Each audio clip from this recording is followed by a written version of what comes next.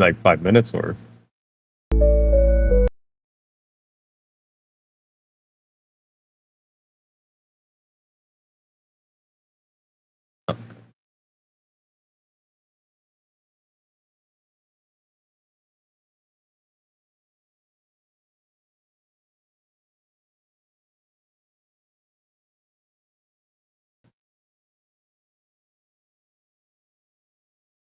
Ladies and gentlemen, welcome on in on this incredible occasion we have going on today. A special event hosted by L7. Shout out to L7. That's Melanor, Fast Eddie, the wonderful staff we have with Riley and many others.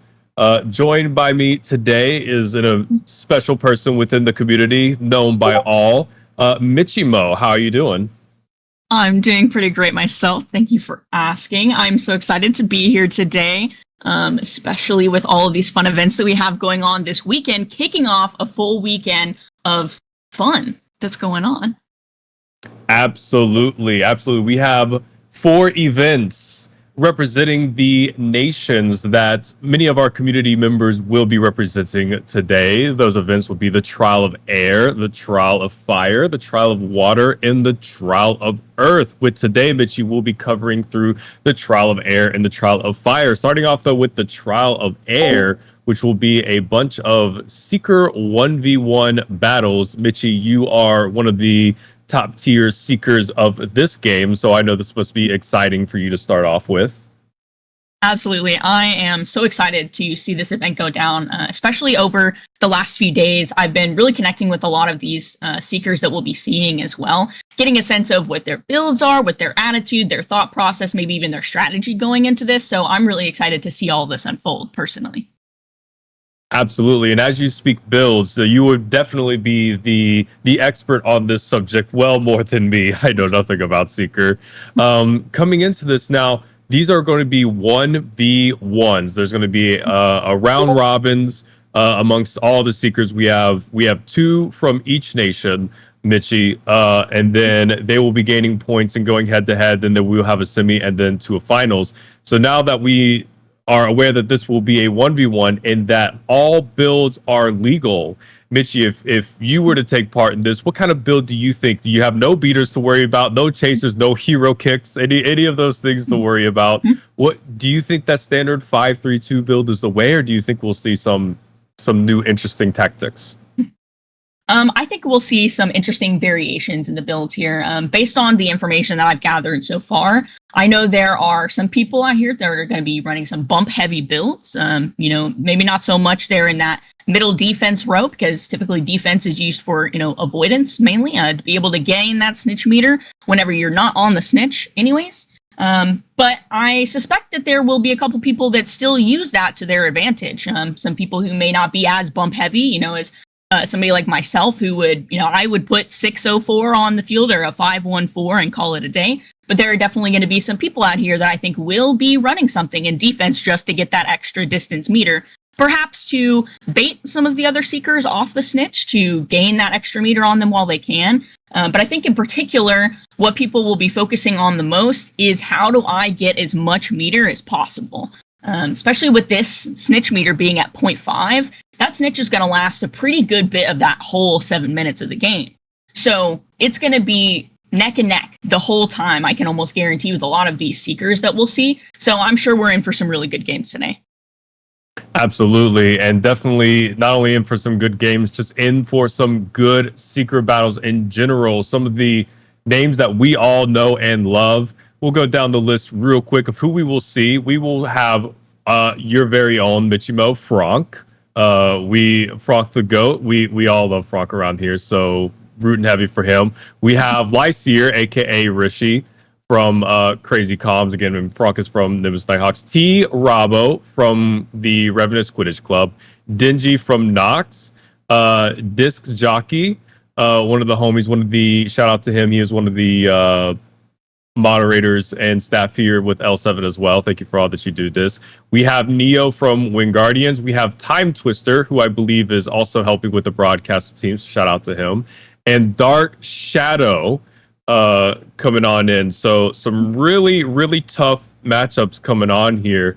Um, really, really hard to dictate what could happen because we know how some of these seekers have performed throughout their seasons, even 2 seasons worth. But all of those are amongst the chaos that is a full game. So now we'll get to actually see what their true 1v1 potential is. What would it be like if maybe we could actually fly around the spectator towers, away from all the other action?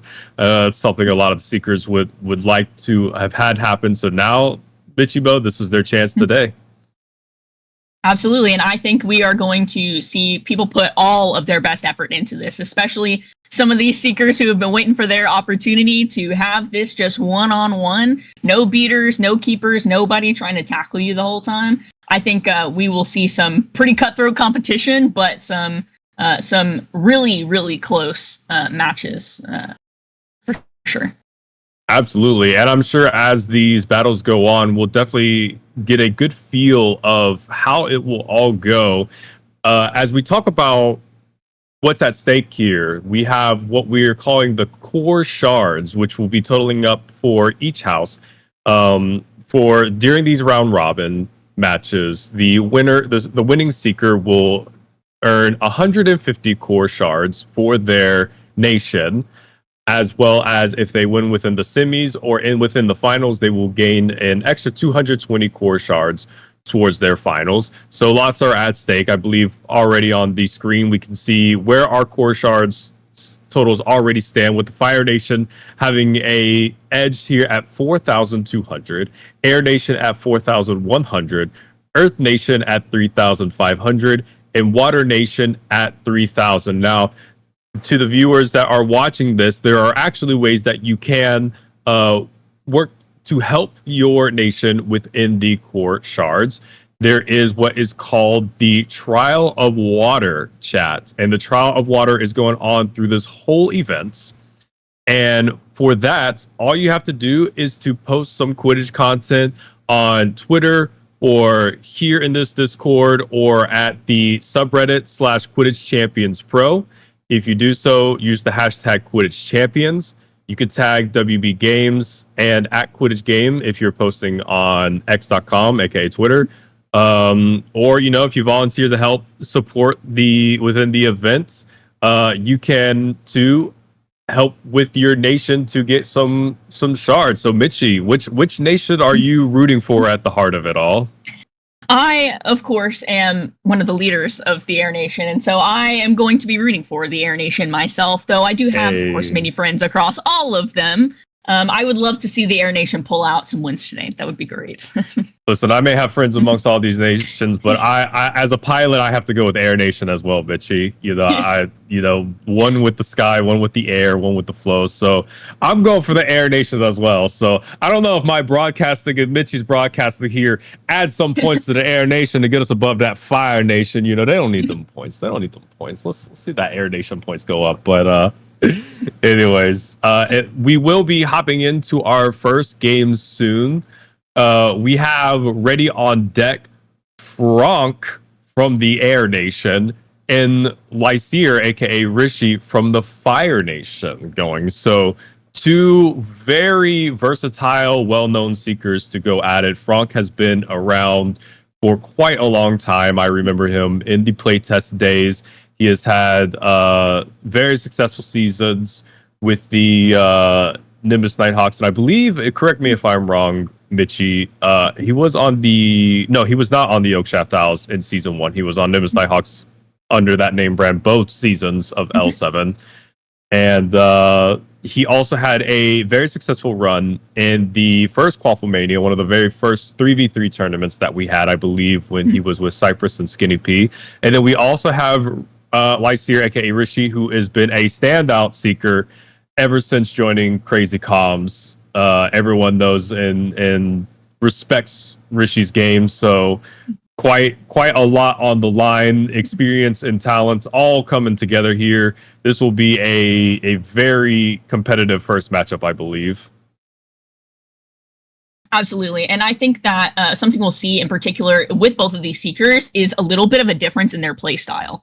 But I think that the difference in their play style might actually counter each other very well. So I think this in particular would be a very interesting match to see the outcome of. I have to agree. I think, when we look at their games, Franck has always, coming from those playtest days, especially, Franck has a specialty with bumps. All the old playtest seekers, back in our day, chat, before home and bumps, you had to go bump the seeker on your own. So Franck is very, very well aware with that type of positioning.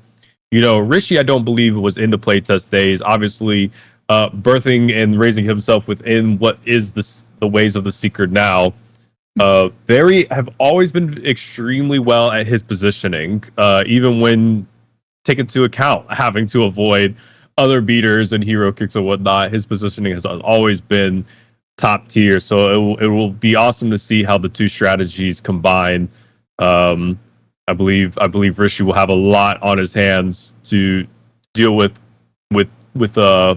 Franck on the loose. Yeah, absolutely. And I think that just from my knowledge of having seen their gameplay before, seeing how they play with those the beater and seeker team up is something that obviously we know can sway an entire game whenever you've got a full team on the pitch. But I think that being able to see that raw seeking skill between these two, and of course between all of these seekers that we'll see here today, I think really will be able to give us maybe a better show as to what it really takes to be able to catch a snitch without the rest of the support of the team. Absolutely. Now, as we go into getting ready for these two dynamic matchups, obviously, Mitchie, the seeker role is it's the hardest role in the game. Let's just be real about it. There's so much at stake with 30 points per catch in a real game. Everyone has to do what they can to get a leg up, and maybe in your situation, Mitchie, a knee up in the race.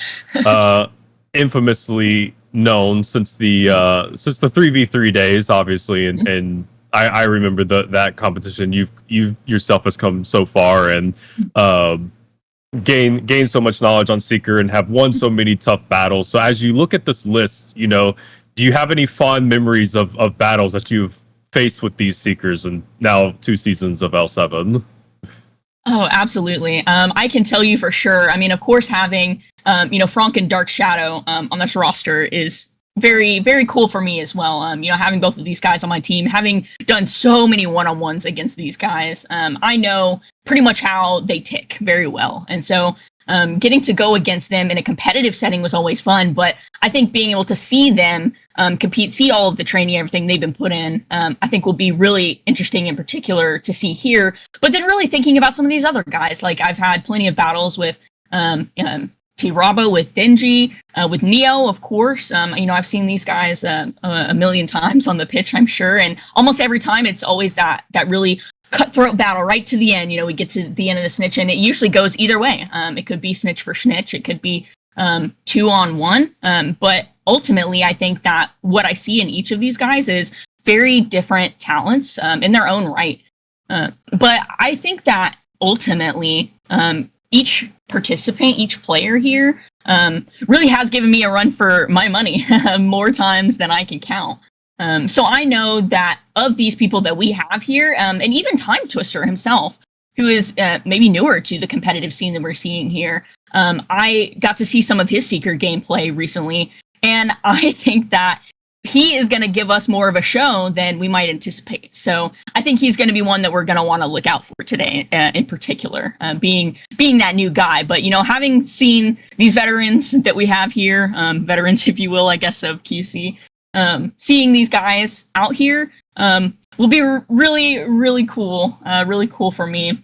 Having competed against them in 2 seasons now, seeing them through the 3v3s, QCMania, and everything in between. I know every single one of these Seekers has extreme talent and great strategy as well. So I know for sure we're in for some tough competition.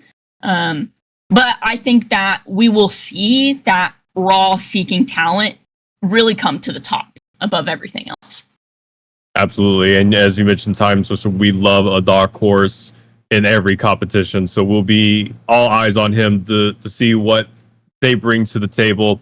And as you even mentioned now, as the Seekers have definitely evolved and learned this game, and I mean, we've seen the metas of this game all revolve around, the Seeker game. You've mentioned how close they have been. And even this past season, we have just had so many close snitch races. It just never seems like anyone just really gets that lead. So I know you can really speak on that, technique where, anything could, just the littlest of things can make a huge difference. Just even how the snitch turns. And if you're really prepared for said turn, or obviously not a case we have to worry about today, which I'm sure our Seekers are thankful about. But, is it going to be on the blue side or the red side for you as you go in for that catch? I could speak personally. My one L7 Seeker game against Dumbledore's army, I was able to get a catch with Skipper's foot coming to my face. It was a very intimidating moment considering that he had killed me twice already in that snitch race going into it. So definitely a whole lot of fun. Shout out to the powers that be. Air Nation is now in the lead, Bitchy. I think we did it, Bitchy. We're now in the lead with 4,600 shards. Fire Nation at 4,200, Earth Nation at 3,500, and Water Nation at 3,000. Again, chat, you can help your team get shards by taking part in the Trial of Water, which is taking clips within these events and posting it within this Discord on social media, or the case may be, and tagging L7, WB Games, and Quidditch Game in for it, and letting us know which nation you are. You get some shards for it. But it looks like we're going in to game one for Trial of the Air. Frank versus Rishi. I got love for both of these. Frank is Team Air though, so I'm I may have a little bias towards Frank. As Mitchie here said, lots of 1v1s between those two and with Dark Shadow Fox. So let's see how much that pays off as we go in.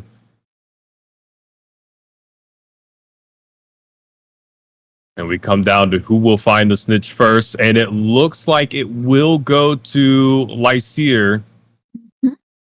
We are hiding a little bit of that snitch bar chat on the stream. So the curiosity of how they will do will go. But right now, it looks like they're keeping a little bit of a distance. Frank may be looking like he's looking for some bump there. But Rich is just keeping that, so far from his perspective, we can see just keeping that focus cam on the snitch and with Frank in sight at all times, Mitchie. Yes, absolutely. It looks to me as though Frank may be attempting to try to find whatever angle he can maybe get in there, some blind spots, maybe an attempt to bait and bump. That is a specialty of his, so I would be surprised not to see him use it to be for real on this one. But it looks like there are a couple of bump attempts here that we might be whiffing a little bit, getting Lyseer back in front. Absolutely. They are going at it now. We can definitely see that snitch meters filling up a little bit slower. Do you expect that any of these races may go into the OT stage of game? I would be quite surprised if it did go into OT. Just from testing of the snitch meter on this one, it appears that there's somewhere between 30 seconds to 2 minutes left. So there is a chance that it could get down to the -1 minute mark. But I would be particularly surprised to see them get that far. Honestly, if we had an OT match, though, that would be really cool to be able to see. Absolutely. Right now, the snitch races are neck and neck. We're seeing Rishi getting in a few bumps there. Frank going for a temp, but Rishi able to bait it out and then get his. But still, with just how slow that snitch meter is moving, it's really hard to tell who's getting that far edge. You may be able to speak on this better than I can, but with the way that bumps work, usually it steals meter. not necessarily, only takes it away if the other seeker is in the lead. Now there may be builds that do that a little bit differently. So how much do these bumps at this stage of the race really matter, Mitchie? Yeah, I think at this point right now, especially with both of these players in particular, I believe they're running 2 on the bottom. That means that they're only really getting that homing bump benefit. And so right now, if they're getting bumps, they're really just trading positioning as to who's going to be in front, getting that advantage of being just slightly closer to the snitch from, whatever the rest of their build might be. Now, in particular, I think that toward the end of the race is really when the bumps are going to matter most. But I think right now, attempting to at least get those bumps and really figuring out where that other person's threshold is for getting bumped, what that distance is that you can really nail in on them, or even particular, like if you can get a bump snipe on them where they have no clue where you're coming from, then you're pretty much assured to be able to get that front spot. But with in this particular case with Rishi running the focus cam, it's going to be a bit harder for Franck to be able to get those blind spots on him. Absolutely. And like you said, maybe the beginning of the race is a little bit of get a good understanding of how your other seeker is operating, get a little bit of jousting, and just for the fun of the competition as well. From last we saw the meters, it looks like Lasir has a little bit of a lead there. Of course, again, some good bumps in Franck's direction would change the tide of it. We are seeing Rishi make good use of that focus cam. Franck on hot pursuit of it. He's still keeping a great awareness of where Rishi is. We saw that even there, he may have looked like he could have gone for a bump there. Rishi, though, getting a bump off right there as we close in on this. A lot of these turns are going to really matter. A lot of these final bumps are going to really matter. And right now, it's getting really close there for Rishi, Mitchie. It is closing in. It is going to take quite a bit of repositioning or maybe even a few bumps for Franck to be able to make that catch up there. And we see Rishi holding that focus cam. He goes in. It looks like they got a little stalemate on that bump. Rishi just holding it for the 6. Oh, but Franck gets a huge bump there at the end. Takes away the 100% from Rishi. Franck right now with a little bit of a lead. And he gets another bump on there. And he catches it. He catches the snitch. Franck has caught the snitch. Shout out to the Air Nation. Franck getting that first catch. And I do believe the snitch is supposed to count for 150 points, which should be ending the game right there. Should be one in favor of Franck. And some 150 points for the Air Nation. That's all. Let's just get them points for the Air Nation. Let's go ahead and get that lead. No one can catch up, Mitchie. That's what we want. Oh, yeah. That's what we're shooting for. Absolutely. Well, congratulations to Franck on that first snitch race. Franck having 2 huge bumps there towards the end. Rishi had that 100%.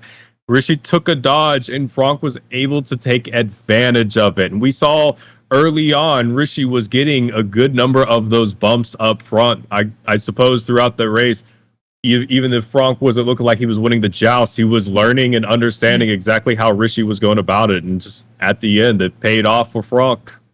Absolutely. If there's one thing I know about Franck is that he's really great at the late game snitch.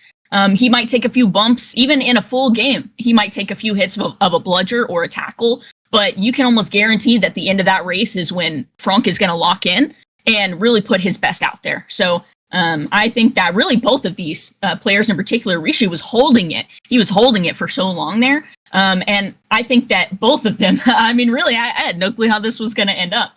So they really put on their best show here on this one. Absolutely. Absolutely. And we did see Rishi with a little bit of a strategy with that focus cam. Towards the end, he was staying beside the snitch and not behind it. Looks like Rishi is always very well known for kind of disappearing at some of the ends of snitch races, kind of getting a little bit out of that crowd and swooping on in for a catch.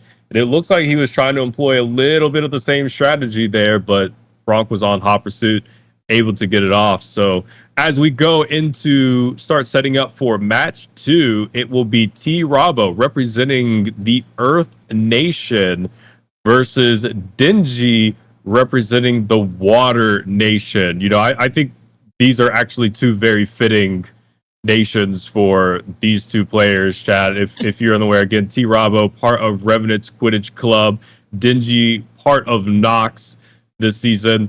You know, Mitchie, I gotta say, you know, obviously I'd love to sit up here and gas up every seeker, especially since knowing how tough the role is.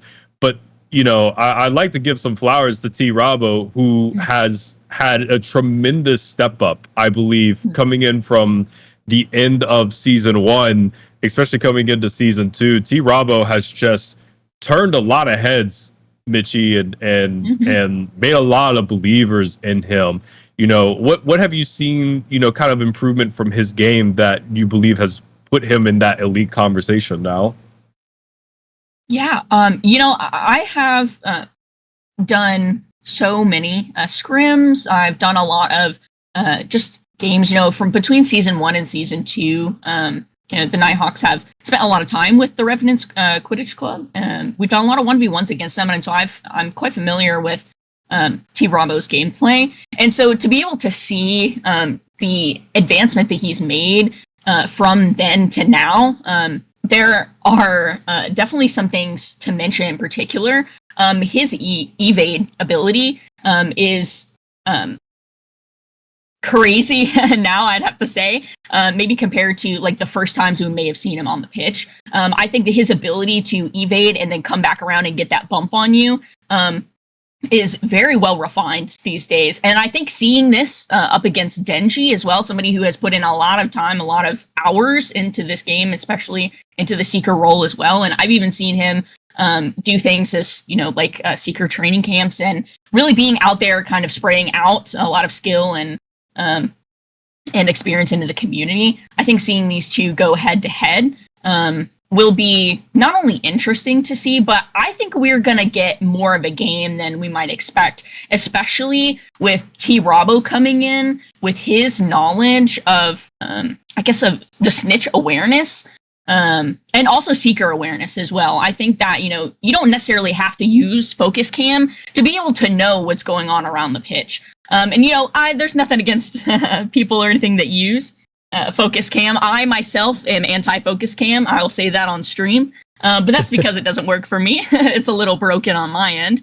But I think that going into this, seeing either of them use Focus Cam versus the other not using it, is always an interesting thing for me to see, you know, who will come out, because having Focus Cam does give you that ability to have more awareness of what's going on. But in these particular instances where it's just the Seeker, having a knowledge of where they are at in relevance to the snitch in this case is extremely important.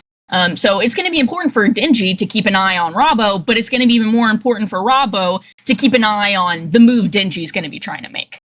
Absolutely. And you've already mentioned many of the accolades and work that Dingy has put in. Dingy, a member of Knox, was previously a member of Phoenix in season 1. Success all around.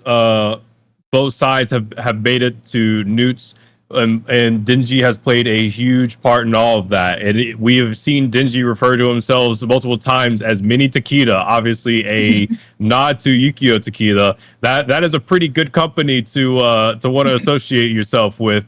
Shout outs to Yukio. And Dingy, you know, he's going to need every bit of that energy coming in for the Water Nation. Currently at the bottom of the core shard totals at 3,000. You know, Earth Nation's got a little bit of climbing up to do as well. So both T Rabo and Dingy have a huge responsibility on their plate coming in to this game, and it looks like they are currently setting up. Dingy has his code out for T Rabo to input in. So here shortly, chat, we will have the dynamic battle between these two. Of course, I don't believe we will fully see which builds they will be running.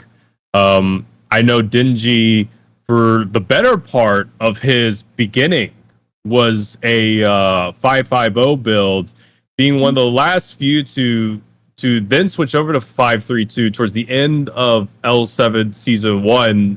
Mitchie, I know you've been kind of familiar with the metas. You know, 550 was a huge build up front, then moving over to 5-3-2. Were those two builds that you also transitioned with, or any of them you've just skipped out on? Yeah, I learned the 550 build, I will say, but I did not particularly use it myself. I am a bumper. I'm an aggressive bumper, if you will. So I tend to go for the builds that usually have those bumps there on the bottom. And so I think what we'll be seeing here is some bumping happening. Particularly, immediately, we see some attempts here from Denji. They did absolutely, and I do know T Rabo is a very aggressive bumper himself. Maybe not super aggressive, much like a player like Jguard, but T Rabo is always looking for those opportunities. And right now they are off to the races, and they are staying very close to each other. They are swirling around each other. It looks like they are definitely teasing it. They definitely want to feel each other out. Sue, who's going to go for it? We've already seen quite a few attempts so far, and I feel like they've either been misses or stalemates so far. I don't know if I've seen anyone land a full blown bump at this moment. Denji taking a little bit of that kind of risky strategy where he's staying to the side of it on these turns. Right now, Rabo taking the lead on it. But there we go. We have more bumps coming out, Mitchie. Oh, yeah, and I am very interested to see these two here. They are both staying relatively close to the snitch, as you mentioned, and kind of just swirling around each other a little bit. It looks like Rabo might be trying to make a little bit of distance here, trying to get around, or potentially just keep just barely out of that bump range of Denji while still trying to get in range to bump him himself. Absolutely, and there they go at it again. This is quite the battle we love to see here. Now, one thing that Bravo getting a good bump there. One thing that chat, if you're not a Seeker main, you may not be fully aware of. You may be noticing that the snitch maybe taking a few more twists and turns than what we're normally used to seeing, and that is because, Bitchy, you could speak on this better. Seekers can actually manipulate the snitch a little bit based on their positioning, which is not something as easy to do when in a real game, and you're probably more trying to stay aware of not getting hit than exactly where the snitch is. Now, I don't know if there's any much advantage to manipulating the snitch here, Bitchy, but as we're seeing this pristine Seeker gameplay and maybe new people are watching that may be interested in Seeker or just people who may not be aware, maybe you could speak more on your expertise with as far as like how manipulating a snitch can go.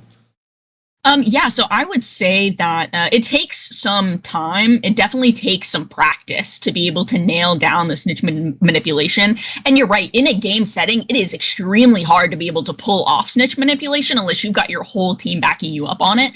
But when it comes to situations like this, I would think that the snitch manipulation would really benefit whoever gets to stay closest to the snitch. If they're able to utilize that snitch manipulation tactic and stay as close as possible, regardless of what the other build of the other Seeker is, if they're staying on the snitch more, they are almost guaranteeing that they are going to get that little bit of extra meter, that they are going to be securing just a little further distance for themselves. And so I think that being able to knock somebody off of manipulation would be a good tactic if they, particularly noticed that was happening. But the thing is that there are a lot of Seekers that aren't aware of how it actually works, or even aware that it's a tactic that's in the game that can be used. And so I think in this case in particular, without having to worry about all of these other factors that are usually in this game, I think that now would be an opportunity to utilize that if the Seekers are aware of that. Absolutely. And coming into this final 10% of this snitch race, we've seen Denji, for the most part, be a little bit closer to this snitch. And so maybe Rabo's been looking for bump opportunities. We don't fully see exactly where this race is. It is probably close here. Rabo has, though, towards the end, been a little bit closer. Looks like they were going for some bump trades there. Denji looking like he's been winning the bump war so far up to this point. It'll be very, very interesting to see how close this will be. But right now, Denji looking like the way that he's playing is he's got a decent lead, possibly, and he's just trying to make sure he can keep it by going to the side. Right now, we see he has that 100%. He's going to come on in, and he's going to get that catch for the 150, Bitchy. There it is. Digi has taken this niche. Absolutely. Doing the Water Nation proud. Water Nation getting some points on the board, starting that catch up that they desperately need in for the full stretch. Now, plenty of trials and games to be had around here. So definitely Water Nation has plenty of time. Chat, now that you're in here, we see some GG's well played, lots of good games. Chat, which nation are y'all representing? Let us know in the chat who you're hoping to see. We do obviously know who our seekers are going for as we go down the list. But an incredible run by Dingy, still showcasing that long history of success that he has. T-Rob definitely in there for the good fight, though. They'll both have an opportunity to go at it later. But definitely a much more aggressive fight than we saw in the first round. Absolutely. And I'm hoping that we get some more matchups like that. Where, it's neck and neck, everybody's really close. But I also would be interested to see if we do have a matchup that occurs where everybody, both seekers in that regard, stay off the snitch and try to gain as much meter from avoiding each other as possible. Listen, I tell you, if I somehow were to be mad enough to go into the competition, I'm running away. I'm staying as far away as from whoever the seeker is. I'm begging for a beater or at least one hit, something. I need all the help I could get if I was in this. Oh man, good race by the two there. Let me go ahead and look at our notes to see who will be going next. We will be having Disc Jockey for Team Air versus Neo Fire. Oh, this is a tough one for me, Mitchie. Obviously, I got to root for my Air Nation. So Disc Jockey, I have a little bit of bias, and now Disc Jockey as well. Again, one of the staff members here for L7, if I'm correct. Incredibly nice person. Also has been playing Seeker in the L7 for a while and has pulled off so many things. But of course, Neo, part of that Wingardium squad. That's my homie. That's my dog. I love to see him succeed. So I might be a little biased here, Mitchie. So you may have to take it away for the Air Nation. Yeah, I am. I'm really excited to see this matchup in particular. Of course, seeing Neo since the beginning, I'll be the first to say that Neo has tilted me more times than I can admit. He is just an insane seeker to see on the pitch, and even Disc Jockey in particular as well. I have done countless one-on-ones with him. We've done a lot of training together since he first started. And then to be able to see him come up in this and see his progression through L7 has just been insane. He has definitely had the come up of Seekers, to be honest. So it'll be really cool to see how he pulls this one off in particular. But I think these two, Neo and Disc, they are both great bumpers. They're both great strategic bumpers as well. They're pretty efficient, I would say, at being able to keep a close eye on where the other seeker is at, utilizing focus cam whenever possible, whenever necessary. So to be able to see these two playstyles come together, I think will be a closer game than we might anticipate. I'm expecting some bumping. I'm expecting some crazy twists and turns. So I'm really excited for this one. Yeah, as you say, twists and turns, I definitely think the turn game, how they approach their turns as the snitch turns will be a very interesting thing. Kind of just from a little bit of my inside knowledge of these seekers. So it'll be definitely interesting to see how they approach those, if they are aggressive to them or if they keep a little bit of distance. Now, again, as we go through these nations, we've seen some people that we are surprised about for what nation that they are representing. Again, the chat has gone ahead and rooted for theirs. When I've seen some Air Nations in there, I see some Go Fires in the chat. It looks like the Air and the Fire Nation are definitely going to be going at it. But Mitchie, there's just some people that you just know. You didn't have to do a poll or a questionnaire. If you just ask what would someone be in what nation, you just know. And Neo is just one of those people. He would be fire. Oh yeah, 100% guaranteed. And I would even say the same about Disc as well. If you know him, you know this guy is an Air Nation guy for sure. Absolutely, absolutely. All right, as we go in here into the Weasley's Burrow. Now, I know everyone, and every time we do these type of things, bitches, everyone wants to talk about their favorite maps and whatnot. But I know as a seeker, this is actually a bit of an important, you know, topic because Mhm. you have the Sunset World Cup maps that are just rough for everyone, but seeing the snitch is apparently very hard. Forbidden Forest, those torches at the beginning when trying to find, a secret, where the snitch could actually be with all those lights put up. Is there any other maps that maybe don't get discussed as much that are kind of on the level of a World Cup Sunset or Forbidden Forest for you? Of like that just I annoys you?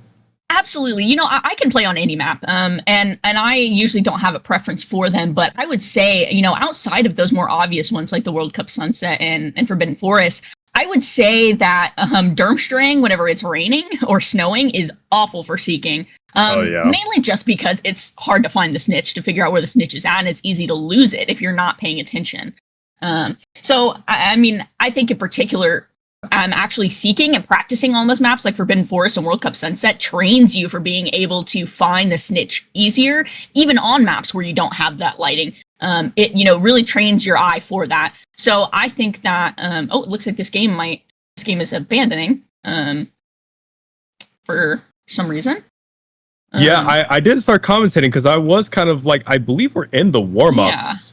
I Yes. never saw the official game start, but I did see that they were going at it. So I was a bit kind of confused. It looks like a little bit of a false start, maybe something to do with the customs that some of the settings in there may have thrown it off a little bit. But we got a little bit of insight, Mitchie, and I would have to, say that you were correct. It looks like they do want to fight it out, but it still looks like they were just kind of keeping just a little bit of that distance. It seems like they were going for a lot of bumps that the broom hairs were touching Mitchie, but they didn't quite connect so much that from what the little that I saw so far. Oh yeah, they were definitely feeling it out. So perhaps this was a good opportunity for them to get a pregame look at what each other is trying to do in this one. Absolutely, absolutely. As we look into Durmstrang when the snitch is hiding in the torch, says the chat. Yeah, I listen. Durmstrang and World Cup Sunset are just those maps where it's not fun for anyone unless you're the keeper on the shade side of World Cup Sunset. That is the only person that has a semi okay time on those maps. But let's just say, Chad, Durmstrang had the biggest glow up with Durmstrang Overcast. That does actually seem to be like the seeker's choice now. It is a great map in particular. I also am very fond of Weasley Burrow Snow as well. I just love that map. I appreciate whenever it came out that it's very blank. There's not a whole lot of colors and textures and objects and things going on around it, so it's definitely makes it a bit easier to see on that one as well. As a hater of the Weasley's Burrow, I must agree. Weasley Burrow Snow is kind of a go-to map. The rest of them I don't really like. Sometimes on customs when Guardians have chosen to go with Weasley's Burrow Overcast, I believe it is, because that is also a good one for the Seekers to find pretty well. There's always been one of those, but it seems like here we do have the official match going on, and Neo, I believe, found the first catch, and Neo taking a lot more aggressive movements than we've seen so far from the other Seekers, and Disc getting the first bump there, though, Mitchie. Yeah, I'm very much expecting to see Disc do a lot of baiting of bumps here. Neo may, he'll try to go in. I'm sure he will definitely nail him a few times, but just knowing some strategy that's going to be going into this, I'm pretty sure that the bait and switch is what we're going to see a lot of here on this one. Absolutely, though I will be interesting to see if Neo's aggressive movement will throw Disc Jockey off again. As we've kind of mentioned before, those bumps towards the end of the race are really the important ones, so they are currently feeling it all out. Here in the Hogwarts Legacy maps, as we continue to talk about the maps, I will say I'm a hater of this. I might be one of the few. I have my reasoning for it, but I do understand it is a visually pleasing map. Did you ever play Hogwarts Legacy, Bitchy? I have 100%ed 2 game throughs, 2 gameplay. Game through, yeah, I've done a Ravenclaw and a Slytherin playthrough so far, and I'm continuing to go through them. So I am a big fan of Hogwarts Legacy. So I am a lover of the Hogwarts Legacy map, but I do see how it can be. There's a lot going on here. There's definitely a lot going on with this one. Oh, and there's a lot going on with these Seekers as well.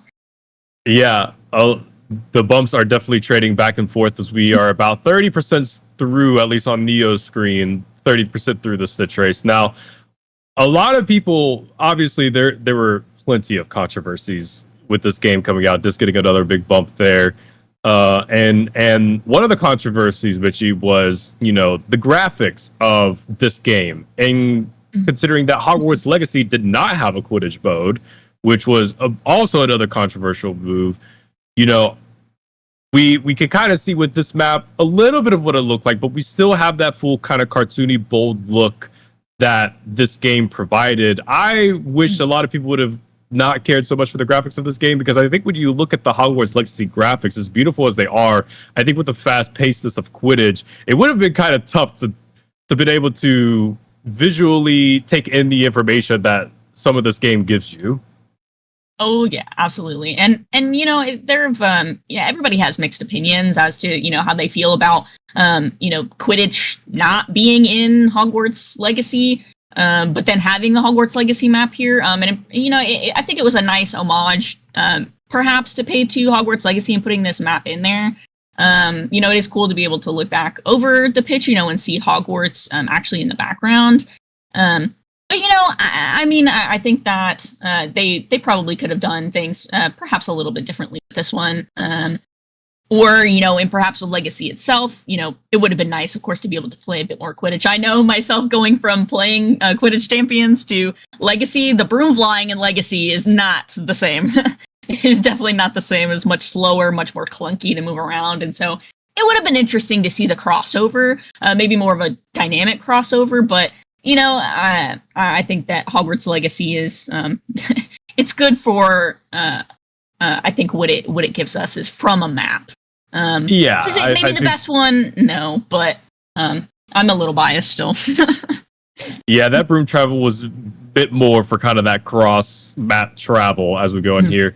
But as we come closer into the ending of this snitch race, it does look like the last 2 bumps went in favor of Neo. Neo kind of dodging out of the way from Disc Jockey right there. They are playing very close together. Disc Jockey dodging his way out. I see them doing a lot of dodges on these turns, which is something we mentioned coming in beforehand, that they may be playing it a little safe or aggressive. It looks like they're going on this side of more safe. But it looks like both of them, without being able to see the Stitch meter, just how they're playing each other, it looks like they're still fighting it out. So this looks to be very close, with Disc getting a huge bump there just now, Mitchie. Oh, yeah. Yeah, I think right here at the end of the race, we're going to see the most bumps come out. Every single opportunity, as soon as that cooldown is done, one of them is going to be swinging in for a bump. Because they're going to want to be able to take control and keep control of this snitch here. Absolutely. We saw Neo get that one bump there on that last turn. He's taking this turn very tightly. He's staying out of the way of Disc. He gets that bump right there after a good dodge. Going on to this straightaway. He is very close to having that 100%. It should pop in any second now. At this point, he is keeping an eye. He gets that bump, or maybe there's a stalemate, but he has the 100% meter. He's going on this straightaway, and he gets the grab. Neo for the Fire Nation. Gets him some points there. Gets him some extra points. Some people say you can't tell who's who. To be honest, just know Neo will always have the fire behind him. Congratulations to those 2 Seekers. Much more aggressive than even that we saw just beforehand, Mitchie, with both of them. A little bit of a hurt for the Air Nation, but we'll pull it Fire back. Nation getting in some new points. I believe. So we'll find out a way. But again, as a reminder, chat, you 2 can also still get points for your core shards for your respective house with the Trial of Water. Just again, any clips that you may have with this event or Quidditch. You can post that content on X or the QC Discord or on Reddit's r/Quidditch Champions Pro using the hashtag Quidditch Champions. You could, if on X, you could tag WB Games or Quidditch Game. And or if you just help this event in any way, and please let us know which nation you're representing, as that will help get you some points.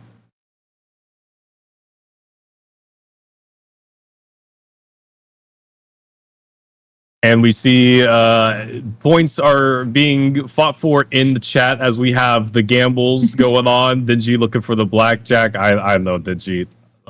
Say hit me. I'll start giving you some cards. We have some in here representing for the Fire Nation, some Air Nations coming in on here. We are definitely representing. Absolutely. I am very excited, honestly, to see a lot of the Trial of Water results as well.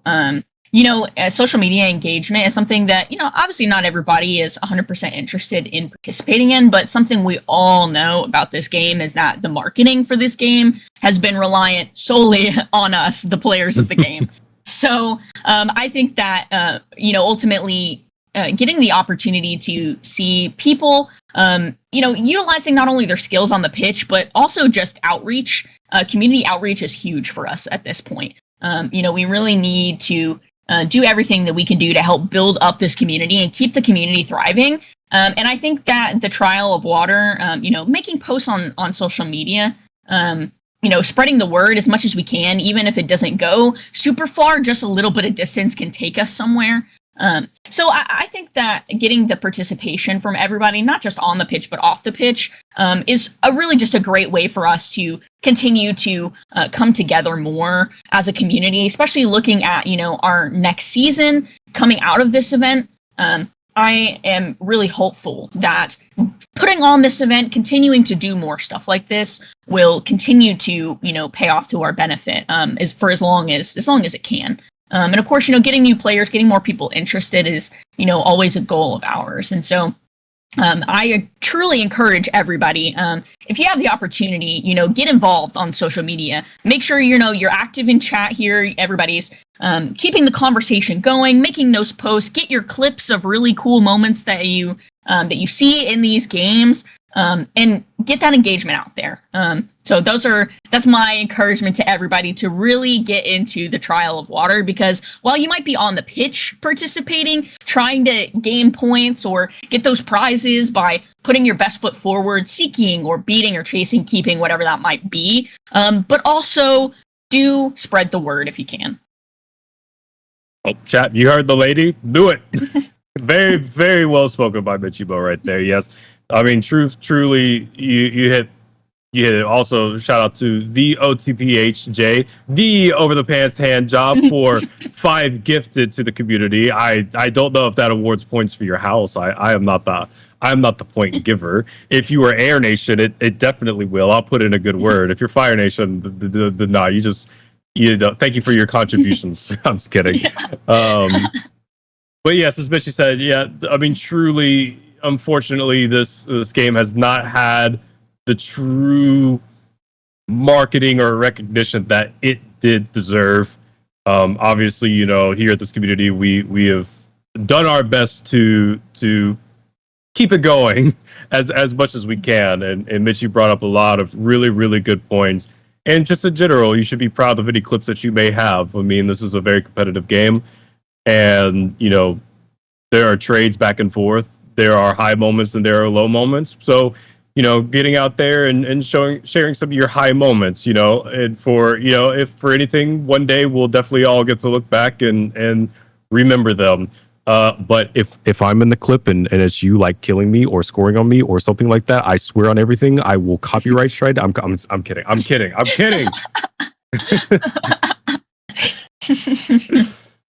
I'm kidding. Actually, I love it. I get sent clips all the time on me, and I love it. I love the competition. So if anybody sends me a clip of them catching a snitch on me, I will give you a +2. All right. right, going into the final round of or the final matchup of round 1 in our round robber, we have our dark horse here, Mitchie, with Time Twister representing the Earth Nation as against Shadow Fox representing the Water Nation. Now, obviously, you have a lot of love for Shadow Fox, but you've also, you said we may be surprised of Time Twister, so I'm sure this one may tug on your heartstrings a little bit, and it looks like Time Twister gets the initial find, Mitchie. Absolutely, yeah. Tugging on the heartstrings is definitely something that's going to be happening with this one. I am particularly fond of both of these seekers. Both these guys are really great people. They have great strategy as well. Even Time Twister being new on the pitch, or newer, if you will, he was around back in the before 4 times. But seeing him come back into this with this event, I think is a really great introduction that we'll get to see into his playstyle. Absolutely, and listen, just because one is new doesn't mean that they can't surprise. I know they are in this event, but a huge shout out to Green Black Cat the other day. I did some scrims against him on Seeker as a beater, and I was just shocked and amazed. I was like, this is not the Green Black Cat I knew a month ago. The movement was insane. So anything we could see anything that we may not be expecting right now. The Dark Shadow Fox having some pretty good bumps. Oh, looks like Time Twister, though, getting a good bump right there. And now getting a pretty good turn. Looks like he's kind of keeping away from that.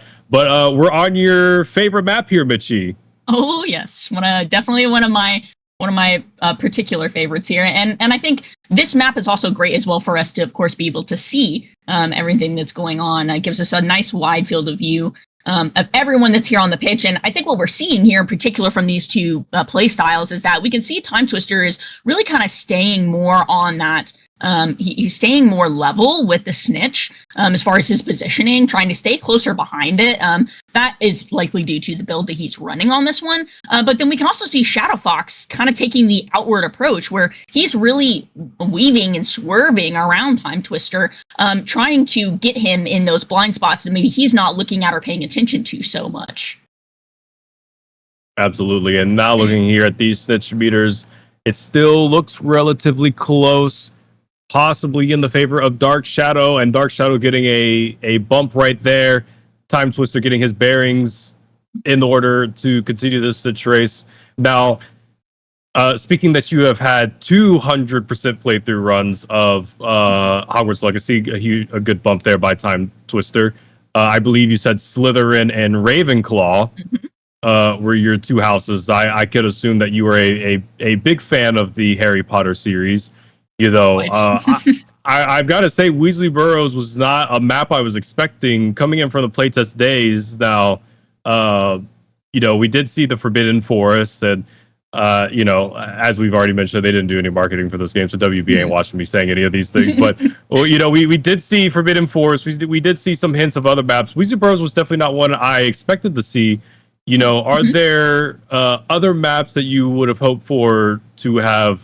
Maybe one day had this game done what it could have potentially done, shown up within the Harry Potter universe?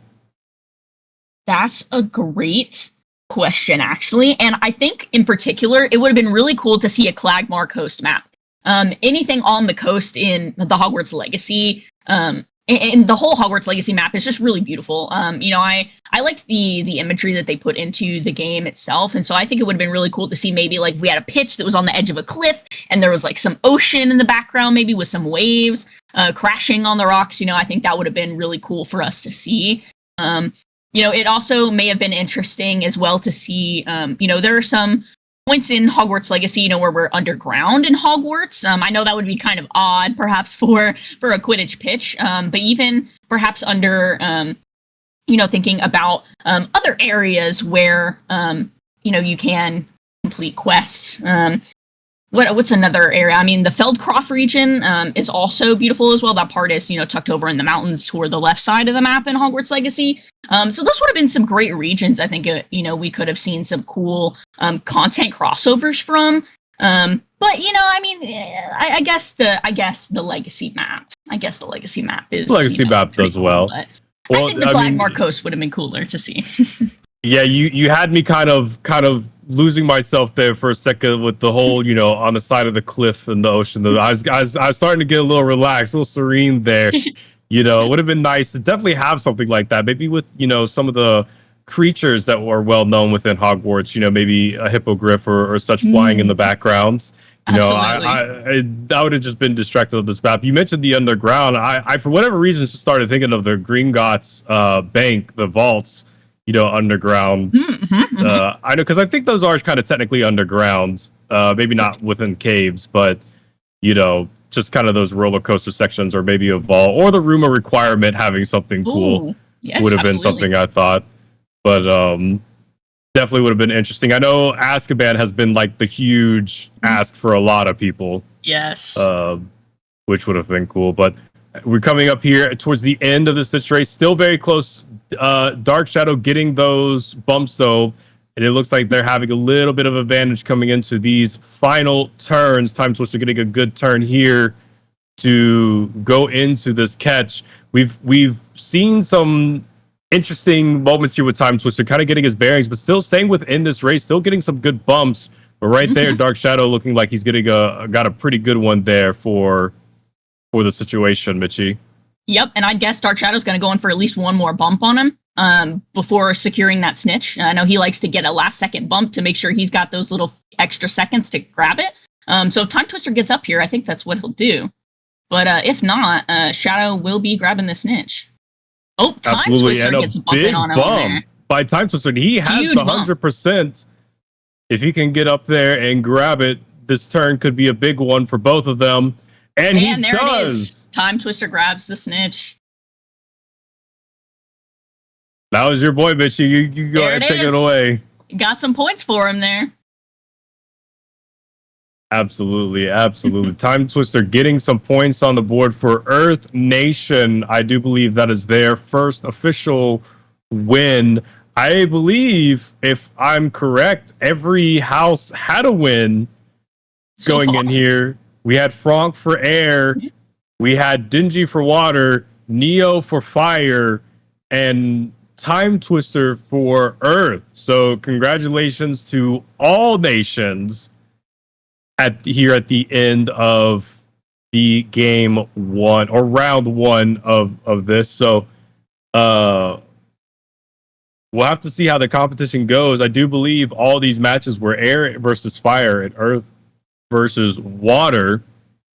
So we'll see some mix-ups going here into round two, which will be all air versus earth and fire versus water. So actually some really good opportunities here for the earth and water nations, as air and fire is still holding a relatively significant lead. Absolutely. I think that with this lead that we're seeing here, I think if we get maybe some people from Water Nation, from Earth Nation, get them a little bit more engaged, perhaps. I mean, we still have 2 more events that are happening as well. We still have the Trial of Fire that's happening later today, and then we have the Trial of Earth tomorrow. So really, these points that we're seeing right now, of course, all preliminary, we're seeing, of course, a great lead here from Air Nation and Fire Nation. But I think that the players that are on the Earth Nation and Water Nation teams as well, I think that they have a great opportunity still, even early in the game, to start racking up those points. Absolutely. I mean, with the Secret Battle, it's just hard to dictate or even speculate, because in a 1v1 situation, with as skilled as these Seekers are, it's all about that in game. It looks like they're going to stay pretty consistent there until the end, but I'm definitely telling you, looking at the beater list, obviously anything can happen. The bludgers can go the right way, maybe getting that side swipe tackle, but Earth Nation having Mako and Tux, Water Nation having Katie Talks, there's definitely some big competition there. We got Jim Tones on fire. So, but Earth and Water looks like they have plenty of opportunities to build into this race and make a big difference. But right now, after the end of round one of the Trial of Air, We have Air Nation at 4,950 points, Fire Nation at 4,750 points, Earth Nation at 3,700 points, and Water Nation at 3,350 points. Congratulations to all the contestants so far, making your nations proud. We have a lot of fire starters in the chat right now, fire emojis. Screaming out. We see the airs coming back. Airy Berry using a play on her name for air. It's been a lot of fun seeing how active this chat is. So I'm hoping we'll continue to keep that going, keep that side of the entertainment continuing, because while we're here commentating, you guys are entertaining us in the chat. So absolutely. As we start game 1 of round 2, Frank Air for T Robo Earth. This will be a good one. I think these Seekers have relatively similar playstyles, but you can correct me if I'm wrong. Rabo coming in with a huge side swipe for that first bump of the matchup.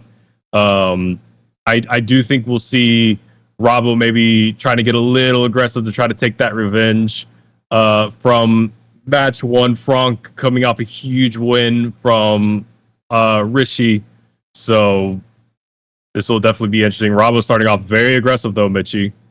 Absolutely, yeah, and I think that's a great strategy from him as well, to try and get in there and throw Frank off a little bit to disorient him. But Frank is also keeping his wits about him as well, taking a couple of those bumps for sure. But I think what Frank is doing really well right now is he's getting a great feel for how Rabo is moving around. He's getting a sense of what his movement's going to be like, the angles he's going to be trying to come at him from. So while we might see a few good hits in here at the beginning from both of them, I think once we get to about the 50% snitch meter mark is when things are really going to start to kick up. Absolutely. We saw that strategy play out extremely well for Frank there in round 1.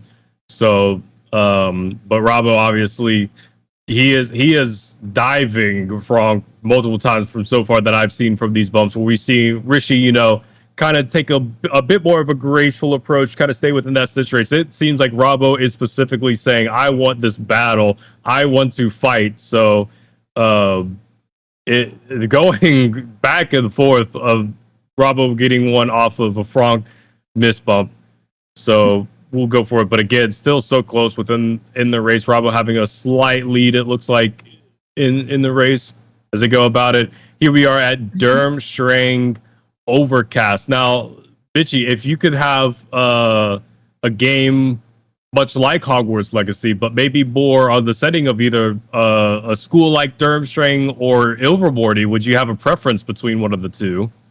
Ooh, I will be honest here and say that I honestly would prefer a Bobaton, a game that would be centered around Bobatons, because I'm just particularly fond of the French culture. I speak a little bit of French, so okay. I love the whole concept, and so I think actually it would be really cool if we had a side game that was based around just the other schools. Like, you get the opportunity to be a student at Ilvermorny or Durmstrang. You get to maybe like do Quidditch against them on teams. I think that would be a fun mini game as a part of that. I think, if we could do like a Hogwarts Legacy maybe style game, where you get that adventure aspect, kind of that open world sort of a situation, I think it'd be really cool to be able to see how they could cross over all of these different parts of the world that we don't really get to see a lot of. Absolutely. And that is a very cool fact that you can speak a little bit of French. I don't know if you've ever been to France yourself, but it's definitely a very cool experience. Bobatons is obviously one of the more, very beautiful. I particularly do like Ilvermorny. I do remember on a stream that I did recently, we actually went through the Ilvermorny houses. And there are the tests, obviously. They have a very interesting, set. We're so used to the Gryffindor, the Slytherin, the lion, the snake, the raven, and the badger. Ilvermorny had some interesting ones. I believe it was a Thunderbird, but I think they had what was called a Pudgewucky. Yes. Which looked like, by description, like a Hufflepuff house, but definitely when you look up what a Pudgewucky looks like, definitely doesn't look like it would represent a Hufflepuff-like house, I must say. Yeah, I think maybe that was a bit of the name factor there. A bit of the silliness on the name might have, perhaps been the appeal on that one. But no, I do think that having the house names like that, kind of taking that inspiration from, mythological or, cryptozoological concepts, Native American concepts, from, goodness, I cannot speak.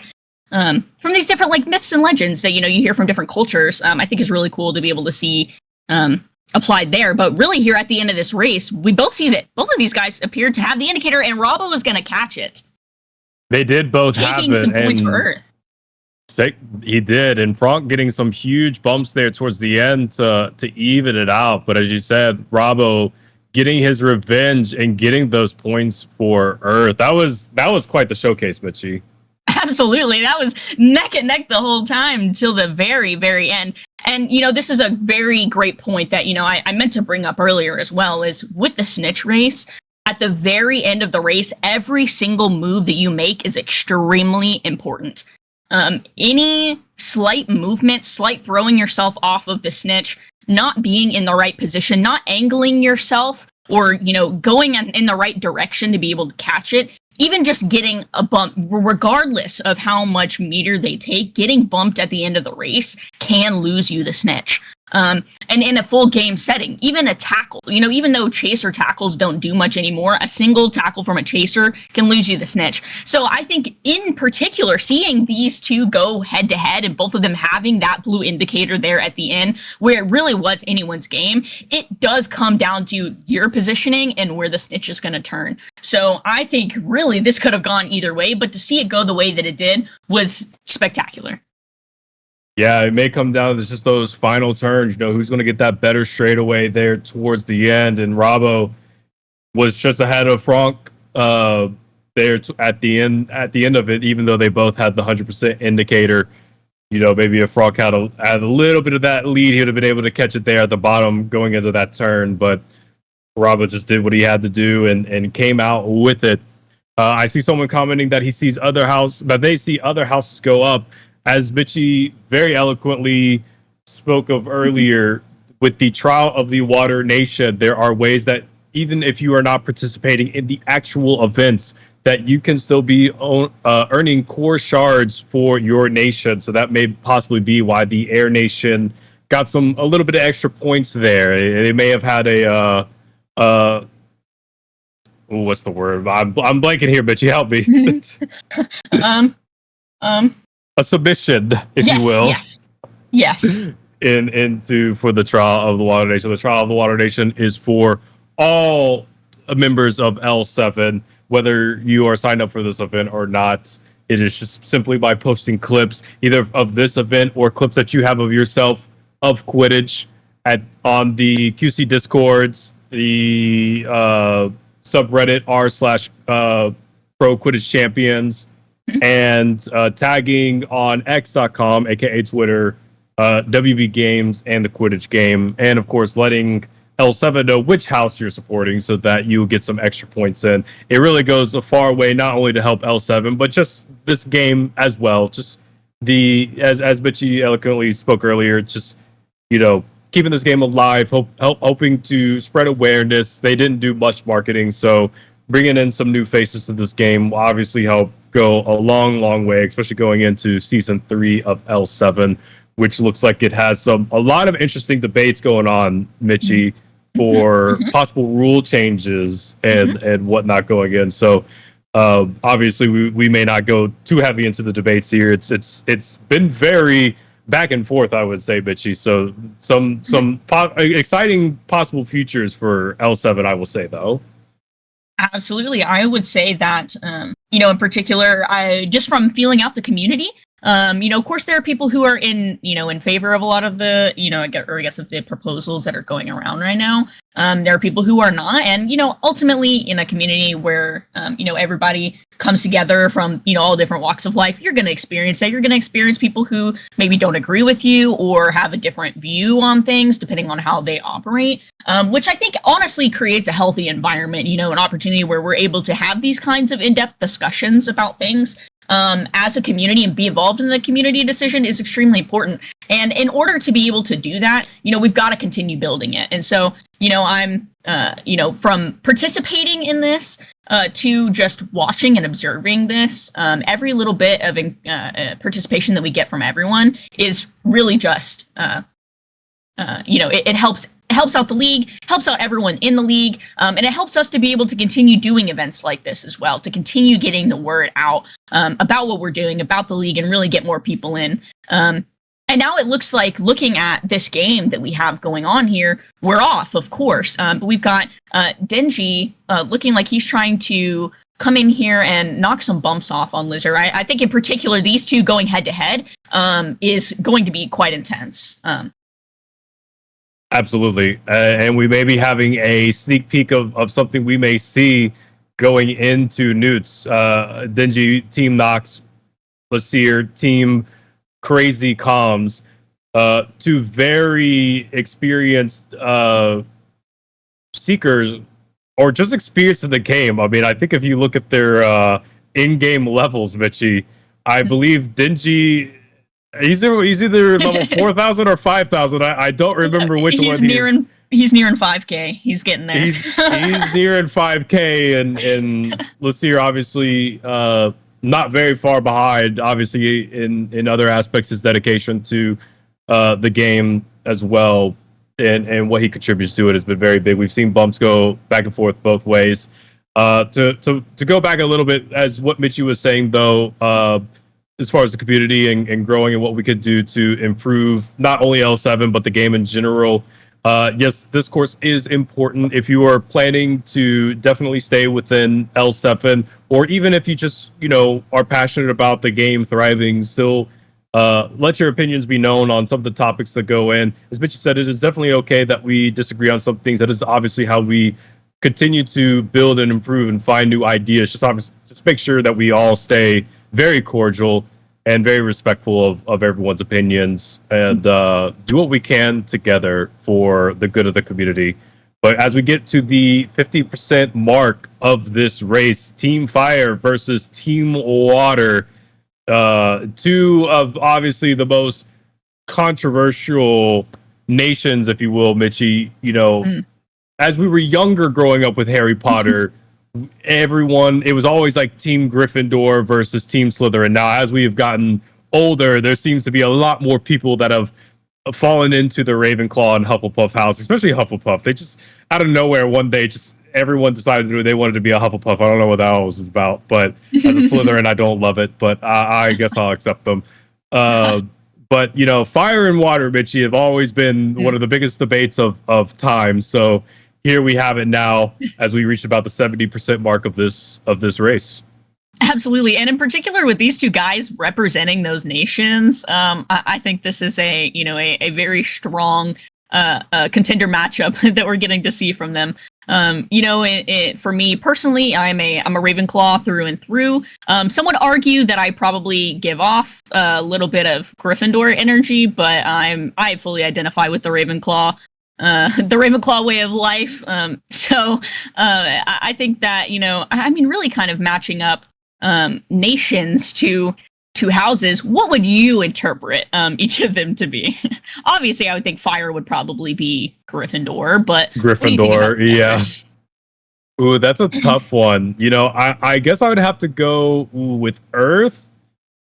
It's tough because as I think of Earth, the snake and the badger could both fit with it, but just seeing how many Hufflepuffs are with, it's tough because I think the air should be Raven if we're just going off of like what makes sense, but so many Hufflepuffs are air nation, right?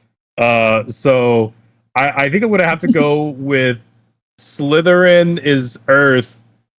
uh, air is going to be Hufflepuff, and water to be with Ravenclaw. And it feels a little weird to put water with Ravenclaw, but I think it makes sense. Ravenclaw is known to be a very and Dingy there with the catch there towards the end. So sometimes we get in these conversations and these races, they just catch up with us. Dingy for the Water Nation coming in huge there. Some huge points for Water Nation. They definitely needed those. Congratulations to Dingy. But Ravenclaw is a very smart house. It's a very studious house. It's a very in control house, as far as how they carry themselves. And when you really think about water and what it is to this earth, the earth is kind of taken over by water. and the ocean and the water has a lot of control, and there's a lot of knowledge within the ocean that we don't know. So maybe there is some similarities there with water and Ravenclaw when you really think about it. I would have to agree. While I'm very partial to the Air Nation, I do agree. I would have to agree that I think that Fire Nation's definitely Gryffindor for sure. I think Earth Nation makes sense to be Slytherin as well. And I will have to agree that Water Nation does make sense being Ravenclaw. So you heard it from us, folks. That is how we're placing everyone. So if you weren't in that house before, you are now. So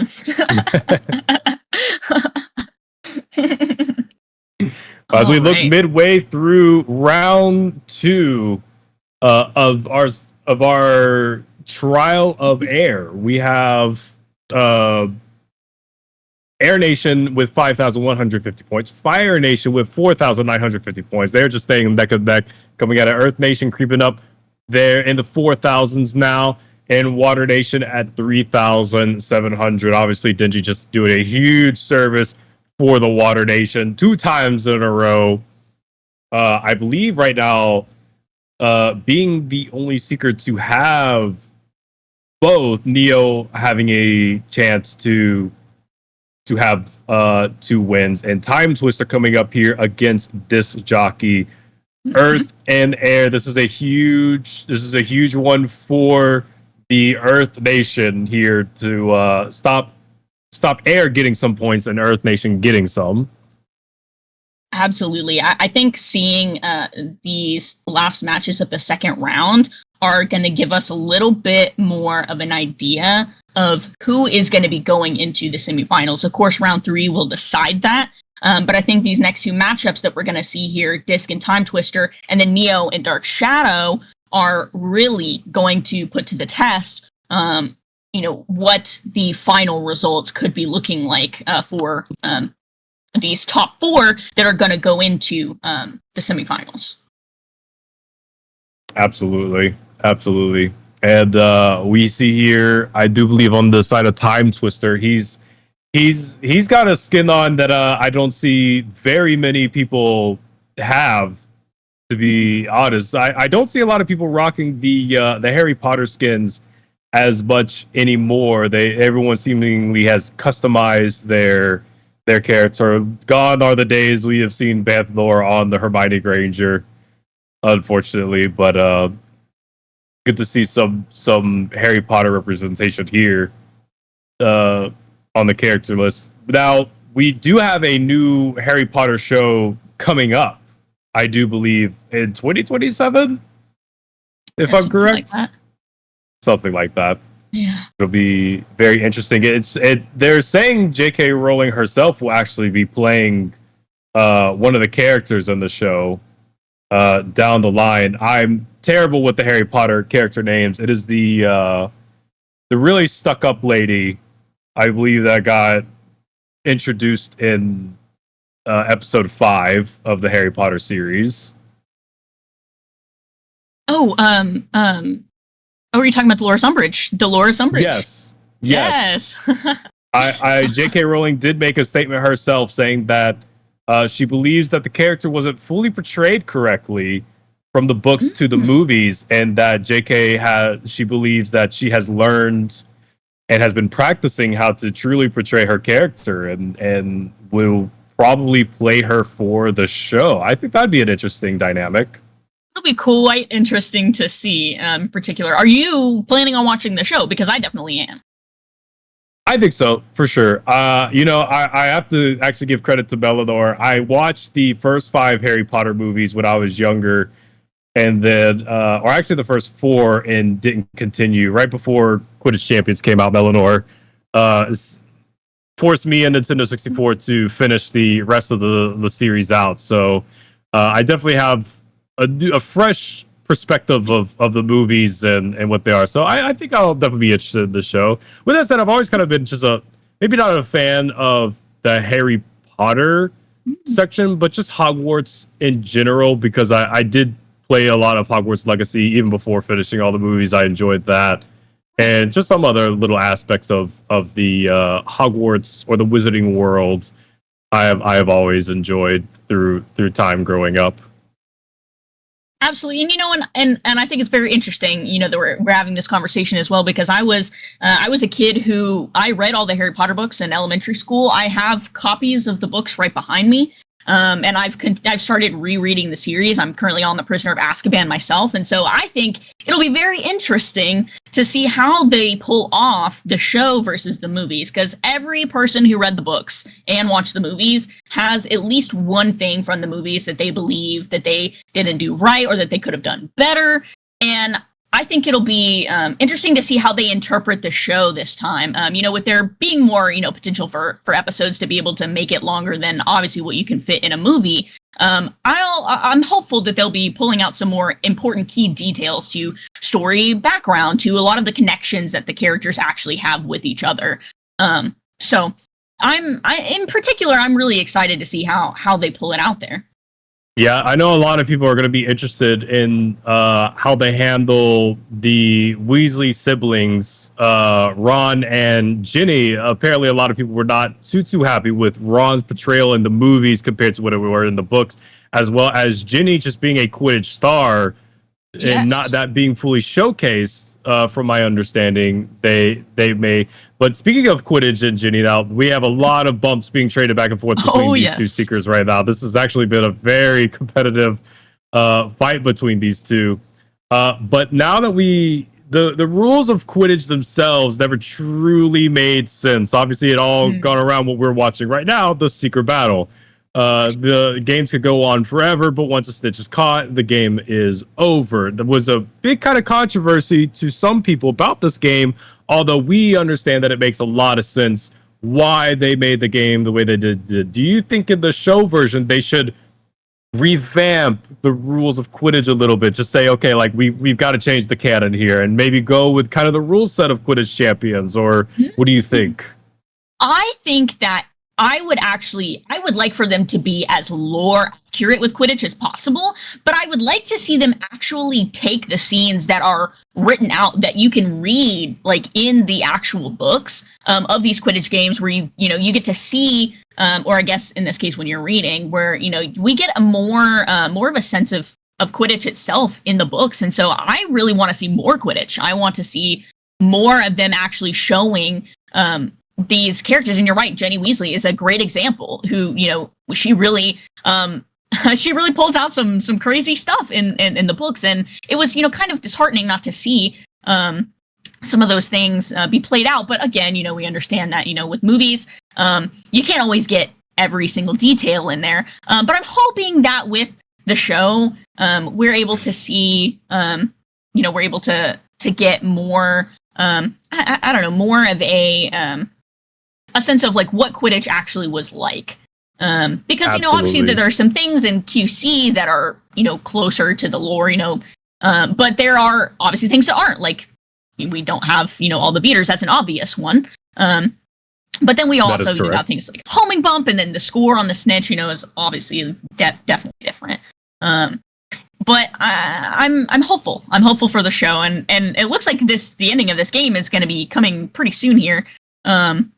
With these two continually trading bumps, and Disc having quite a big lead on Time Twister, he's still pulling out those bumps on him. Yeah, Time Twister getting one bump there towards the end. Disc Jockey had the 100% for a second, But Disc Jockey staying aggressive coming into this final turn, possibly for him. They have definitely been going back and forth. But Time Twister having the indicator, but hits the bump button instead. He's got to really make it count on this turn. Ooh. And there seemingly, Disc Jockey followed behind, but Time Twister with another catch and a big one, I believe, for the Earth Nation. Yes. Big points for the Earth Nation right there. Big one, big one. Good. Congratulations to Time Twister having 2 wins on the board, getting Earth Nation up to 4,200 points. You even mentioned, though, Mitchie, that this game, QC actually tried to do some things lore accurate, which actually I remember Farron Fox mentioning before. They were very big on making sure Ginny was a star, and I know that a lot of the very few trailers that we did get for this game, they portrayed Ginny Weasley as the forefront character multiple times, even before Harry Potter and Draco Malfoy, even though they are on the cover.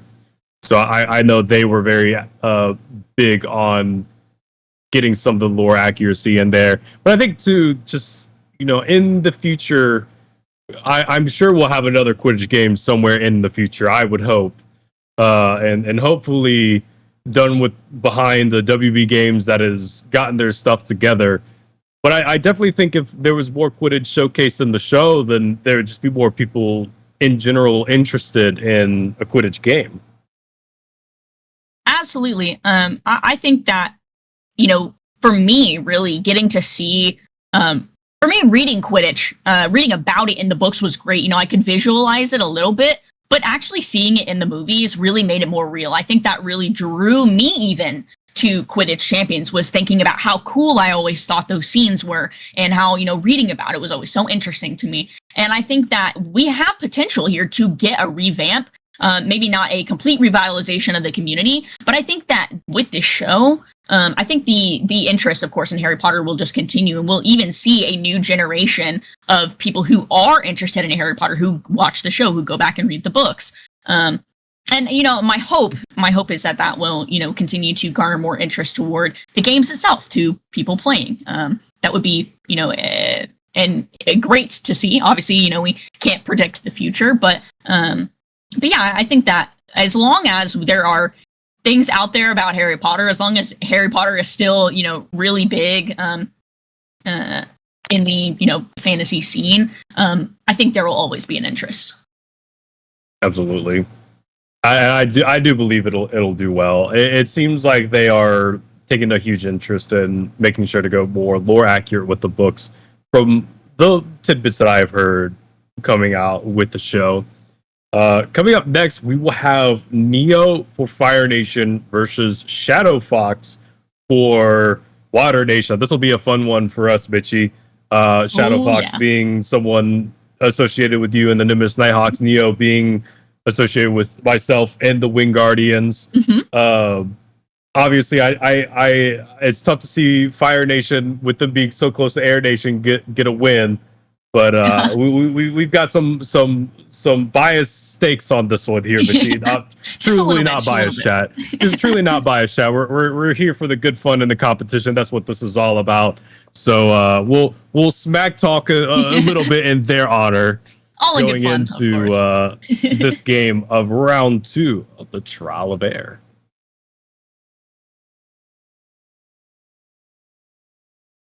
Going back though, I forgot to kind of mention, when we looked up the houses for Ilvermorny, I was actually surprised where Ilvermorny School is located. It is not where I thought it was, Bitchy. I don't know if you know where it's located. I do not off the top of my head. So I assume now, I know this is just me. This is my controversial take. The announcer for Ilvermorny is the best announcer in the game. Okay? I don't care how many of you hate it. I will always live by the go. Yep. But I assumed, this is just me being terrible with my assumptions. Why we should not assume things, chat. Because she is a Hispanic speaker, and just kind of the music with the flutes and everything kind of going in when you go to Evermorning, that it would have been somewhere of Spanish or Hispanic being, but no, it's in Massachusetts. Yeah. Evermorning is in Wow. Massachusetts, chat. Well, you learn We'll leave something it new at every day.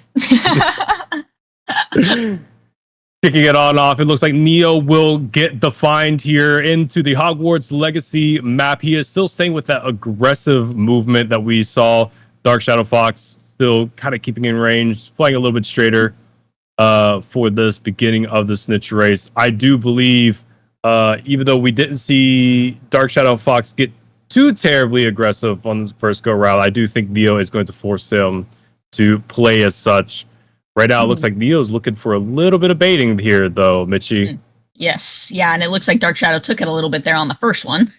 It is interesting for me in particular to see a lot of this gameplay with a lot of the continuous use of the focus cam. It definitely helps. It's quite a tactic whenever you really nail down how to use it.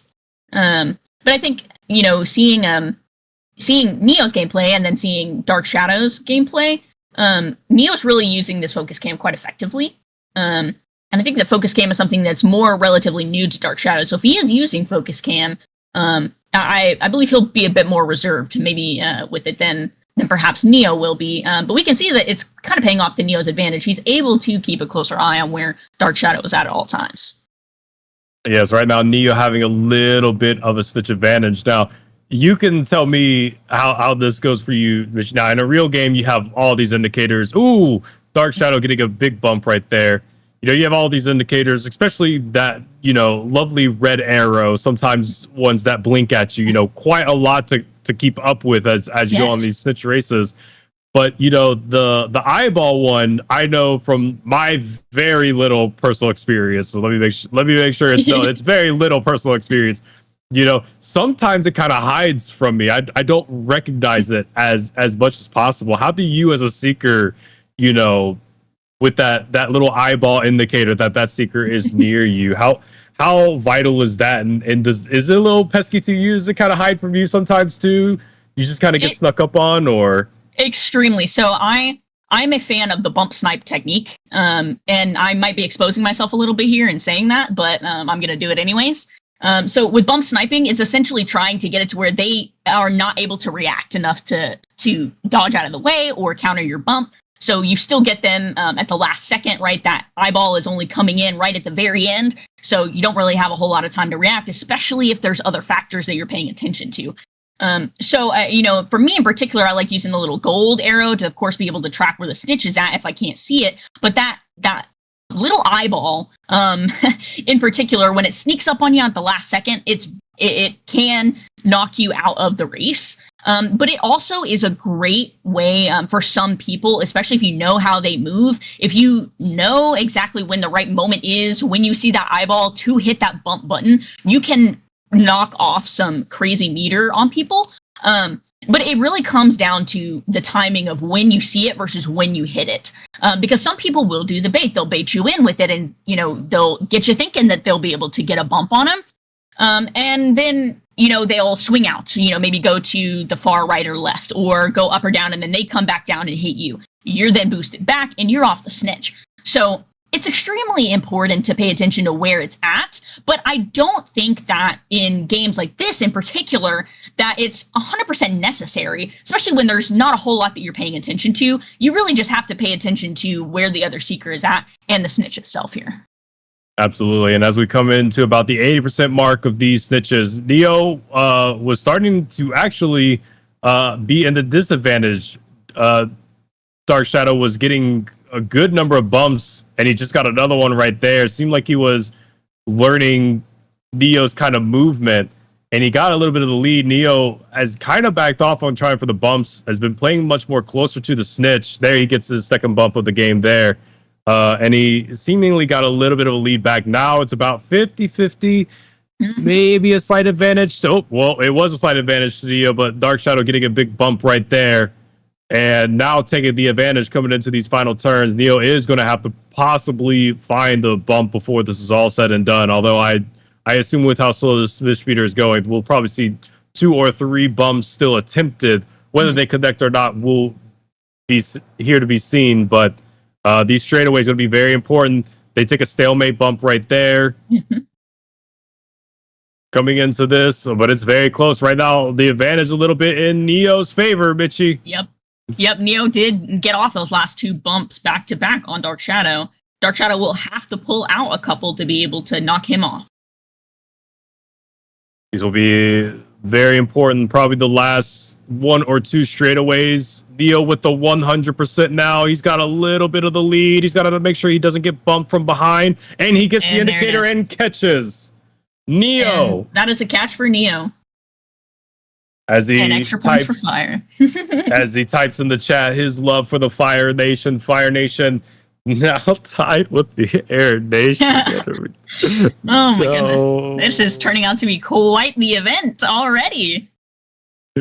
Fire Nation finding their way, even with Rishi throwing. I'm kidding, you know I got love for you, Rishi. Fire Nation clawing their way back into a tied lead here with the Air Nation at 5,150 each. We have Earth Nation. They've been slowly finding their way back into the race with 4,350. And Water Nation, they're at 3,700. It's okay. I'm sure Water Nation, you'll come in like a tsunami soon enough to crash into the lead. Big game. Congratulations to both Dark Shadow and Neo. That would wrap up our round 2. Now going into round 3, which will be all airs versus water. So this will be a good chance for the Water Nation to get some in, and fire versus earth. So you know, if water and earth just pop off this round, it'll be much tighter race going into the Trial of Earth, which will be the Trial of Fire, which will be the beater events, Mitchie. Oh yes, and I'm very excited to see that one. You know, I'm a fan of a little bit of chaos, a little bit of violence here and there. So I think in particular that one's going to be quite fun to see. But we of course still have the final round here before we kick off things into getting those top 4, figuring out who is going to be representing their nation in the finals for the Secret Trial. Absolutely. And right now, top contenders are Dingy, Neo, and Time Twister, as they are undefeated. Though, you know, Frank's still in it, 1-1. T-Rabo is 1-1. So they still may find their way into it, at least maybe possibly for that 4th spot, going in for the semifinals. Going back to kind of what we were talking about on some of these, what we may see in the Quidditch in the show, I had a small laugh, but I wanted to go back to it. Scourge here, with his devious mind, mentioned he would love to see the hero kick in the show. No. We're banning hero kicks from the show. It's been decided. This is bad hero kicks altogether. Get rid of it. Get rid of it. That would be funny though. It'd be interesting to see if some of Quidditch Champions finds its way into the show. Who knows if even J.K. Rowling even knows if the game exists. To be quite honest with how WB Games handled it all, but yeah, one can hope as we go in to air and the water. Frank versus Dingy. Dingy's been having a great series so far, but Frank proving himself against the likes of Rishi and coming at 100% again, Mitchie, against T-Rabo. So still could have been his game. You know, still not, just because he's at 1-1 does not mean we could fall asleep on Frank here. Absolutely. I think these two in particular, Frank and Dingy, I think are, honestly, like, these two are quite evenly matched. I think we're going to see a very, very close game with these two. And I would be surprised if we didn't. They're, you know, quite similar in playstyles, but also just different enough that I think we'll see some we'll see some quality gameplay. But I think at the end of the snitch race is where we're going to see the most happening. As it always is. It never is any other way unless just a bunch of deaths happen. But even still, just kind of even touching on that, Mitchie, I noticed, now that I have more transitioned over to beater, but of course have just always been tried to at least be a player who always understands the flow of the game and do whatever I can to get the advantage in for myself and my team. Sometimes a early death in a seeker race almost seems to kind of play in their favor, with how bump meta works, those 5-3-2s, you get the right bump at the right time. If you're well down, it kind of can slingshot you into the lead a little bit going into it. So, I mean, let me ask you from a seeker's perspective, if you take an early death in a secret race, are you already like possibly in a panic mode? Or are you like, okay, like, let me focus up. Let me try to get those 2 to 3 bumps in, play a little safe outside of that, and we're back in this, how is that dynamic going, for y'all, especially in like a real L7 match in those situations? Absolutely. A great example of this in particular from my personal experience, Season 1, Oakshaft Owls versus Nimbus Nighthawks. At the very beginning of the game, Rex Blazer immediately eliminated me. And at first, I was quite frazzled by that. But what I can tell you happened because of that is that Olympus Mew, who I was seeking against at the time, was not aware of where I was whenever I came back up. He was not aware of how close I was to him. And so after that, I was able to pull out the pullback from that game, and we ended up, the Oakshaft Owls pulled out the win on the Nimbus Nighthawks after that, and then we pulled out a second game win on them as well, which ended up, going with the match win in our favor. And so I think for me, initially at the beginning, I was a bit, maybe a bit in the, oh shoot, now I've got to focus up and figure it out. But I think that is really the approach to take, because just because you get that early elim doesn't mean that you're going to lose the snitch. Honestly, getting an early elim is the best time to get elimed because there is barely any snitch meter on the meter itself. So I would argue that if you're going to get elimed, the best time to do it is at the beginning or within the first minute, I would say. Once the snitch is found and somebody's gained meter, getting an elimination is detrimental to your gameplay, and then you've got to do everything you can to catch up and get your team to help you catch up as well.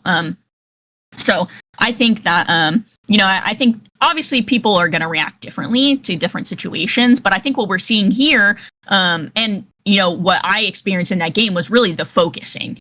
When you focus in on what it is that you need to accomplish, I think that it makes the end goal a bit clearer to see. Though it is easy to get frazzled in the beginning, it's definitely best to keep your head in the game. All right, well, you heard it here first. Seekers that will be in Newts, if you're going against Wingardians, die at the beginning of the race. It can't be that bad, right? I'm just kidding. Here, coming in at about 95% of this race, we have seen these two. This has kind of been a little bit of masterclass of who's going to outposition the other. They haven't been super. They have taken their bumps, but it seems like they both just kind of try to space each other out as much as possible. Franck coming very close up to this 100%. Dingy is as well. We have the perspective of Dingy right now, chat, to be clear.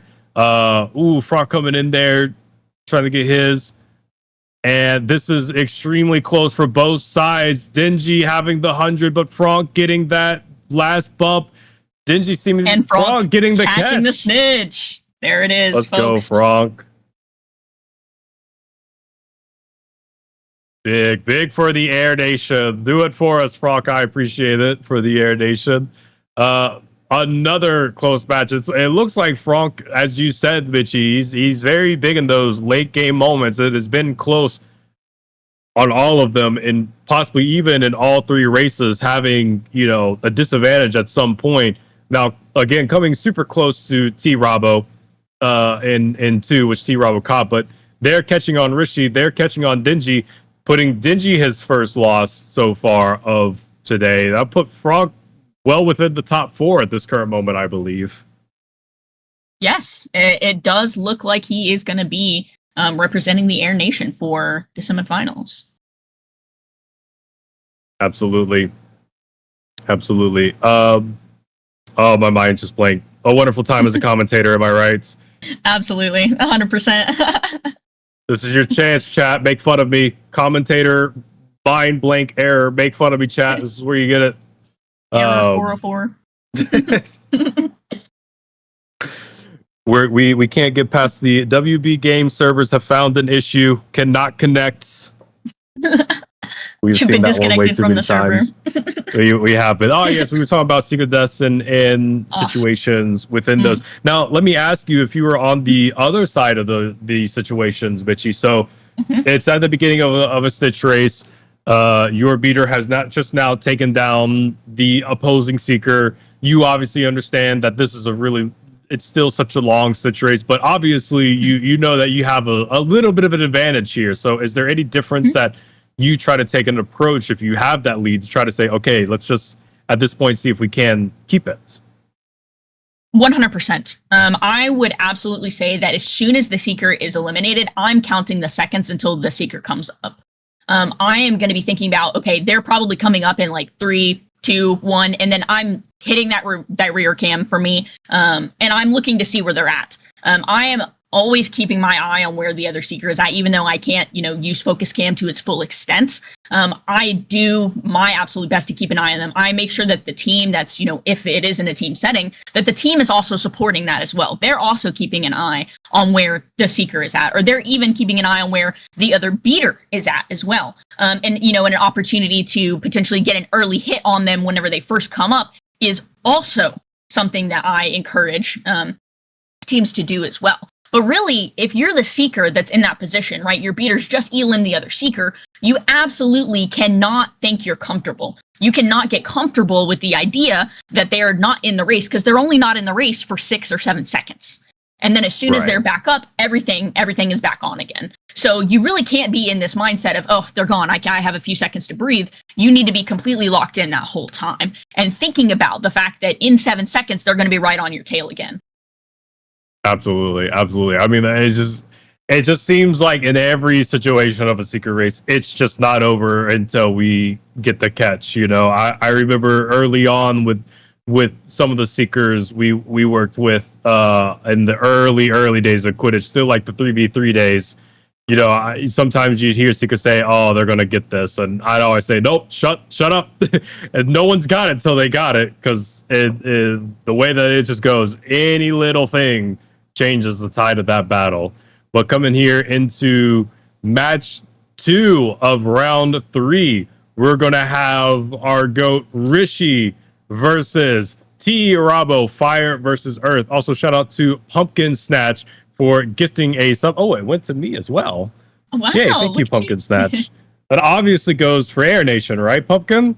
Right? I'm just kidding. I'm kidding. I appreciate it, Pumpkin. Rishi versus Rabo. Rishi so far 0-2 in the races, but you can't just say, okay, well, he's going to go 0 for 3. I mean, Rishi is the most successful seeker in L7 Quidditch and even MSA Quidditch. He is just that guy. He is a difference maker. So obviously we can't count him out, but the young rising star of T Rabo and what he's done, putting Revenant's Quidditch Club, helping them get on the map, because all of Revenant's Quidditch Club, especially within their specialty roles, have all been doing a lot of tremendous work and getting better. But T Rabo has definitely been a standout, and these two seekers have a lot of experience against each other, Bitchy, and just 6v6 drafts and whatnot. So we'll see how much of their previous knowledge of each other going into this takes into account. Absolutely. I think that seeing these two go head to head is going to be quite the game. It's going to be quite the show for sure. Of course, thinking about each of their individual play styles. Also, the fact that they know how each other plays is also a factor that they're going to be considering for sure. And you're right. I think at this point, the standings in here is something that, it does obviously affect the outcome of the trial itself, but it is not something that you can completely put onto in it is not something that you can completely count them out for just because of, the snitches that they've caught so far, because anything can still happen with both of these two. We saw in the games with them previously that it's come down to the very last second. So I am gonna guess, put all of my money on the end of this snitch race being where it comes down to. Absolutely. As we go ahead and start off, and it looks like Rishi getting the first find here going into it. I'll definitely be taking into account how the positioning will be. T-Rabo a little bit more aggressive on the bumps. Rishi, though, definitely not afraid of it. And we see Rishi just kind of doing what we've seen him do many times, just kind of fly more on the side of that stitch to stay next to it. Definitely doesn't follow that normal pattern that a lot of seekers does, which is just following it. But right now they are spacing each other out very well. No one quite going in for a bump, but it looks like T-Rabo is going in for it, and it looks like they did possibly either have a stalemate or a trade there. But it looks like, for the most part, the scene is setting that Rabo will be the aggressor here, with Rishi doing his best to just fly with that snitch. And again, Rishi probably one of the best with the focus cam. He has definitely kept his eyes on Rabo this entire time, Mitchie. Absolutely, and something that I'm seeing here as well is that it looks like Rabo's, looking for those opportunities. He's looking for those spaces where he can kind of slip in there and maybe knock a bump off on Rishi. But Rishi, of course, is really on it. He's always watching where Rabo is out, making sure that he's keeping him within his view. So it is going to be a little bit more difficult, I would think, for Rabo to kind of wiggle in on that. We might see him pull off the bumps a little bit more, trying to gain some snitch meter as he realizes that Rishi's really coming into counter. But I think that either way, Rabo's going to need to get more in front of the snitch or get closer to the snitch without getting hit if he's going to want to be able to get up and maintain that meter. And it looks like he did just get a bump off there. He did. He was able to take advantage of Rishi kind of losing him out of sight for just the smidgen. And that's all it's going to take for Rabo to sneak his way in there. And Rishi now just going for a bump that unfortunately did not connect for him. And Rabo again. Rabo looking like he's kind of figuring out his rhythm here in the 1v1s. And it looks like he has a slight advantage here going into it, but very slightly. But Rabo getting another bump. That is twice in a row he's gotten it off of a Rishi miss bump going in, as we hear about 65% of the snitch race through Mitchie.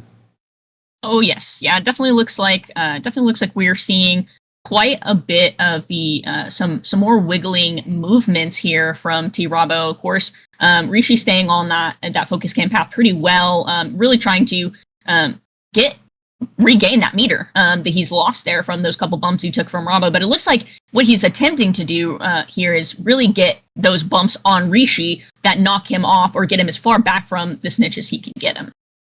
That is a good strategy as well to mention, especially on these straightaways, and especially with just, as we just again see here, the way that Rishi just positions himself with a snitch has just always been S plus tier. And so it probably is in Rabo's mind that he's going to have to find a way to keep Rishi away from it. Right now, Rishi having, Rabo going in for it right there. I don't believe either connected, but right now, Rabo having that slight advantage. Rishi taking another miss bump right there, and Rabo getting another bump on Rishi. He is staying aggressive. Mm-hmm. Yeah, he's definitely taking advantage. Of those little twists, those turns, those times when Lizard's readjusting. Whenever he's moving his camera around, is really those times when Rabo's going to want to be trying to nail those hits on him. And it seems like he's been pretty successful so far, though this snitch meter is still very close. It's still very neck and neck. Absolutely. We probably have another 3 to 4 laps in this snitch race before this will be decided. So, and at this point, we've seen both Seekers trade places on the previous races here in this moment of it. Right now, Rabo looking for it. Looks like Rishi getting the better hand of that one. Now taking the advantage coming into this. He's got that 100%, and he gets the He catch. catches it. There it is. And he goes typing away for the Fire Nation as they've been doing it. I do believe that will give Fire Nation the lead in the standings. What has happened there, Nation? And now pulled ahead. We need more wind in our sails. Air Nation, start Air blowing Nation better something. be clipping. Start making clips. Yeah. All right, we so far Air Nation has been winning all of the Seeker battles. Start posting them. Get them out there. For that is, again, chat, if you don't know what we're referencing, the Trial of Water, which goes on throughout this whole 2 days event.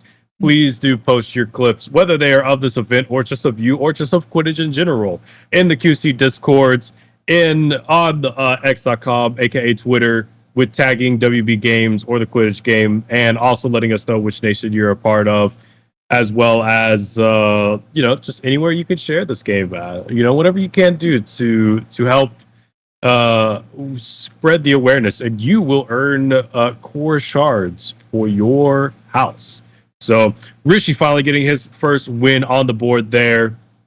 And now we move on to, as I look at our notes here, for Disc Jockey for Air and Dark Shadow Fox for Water.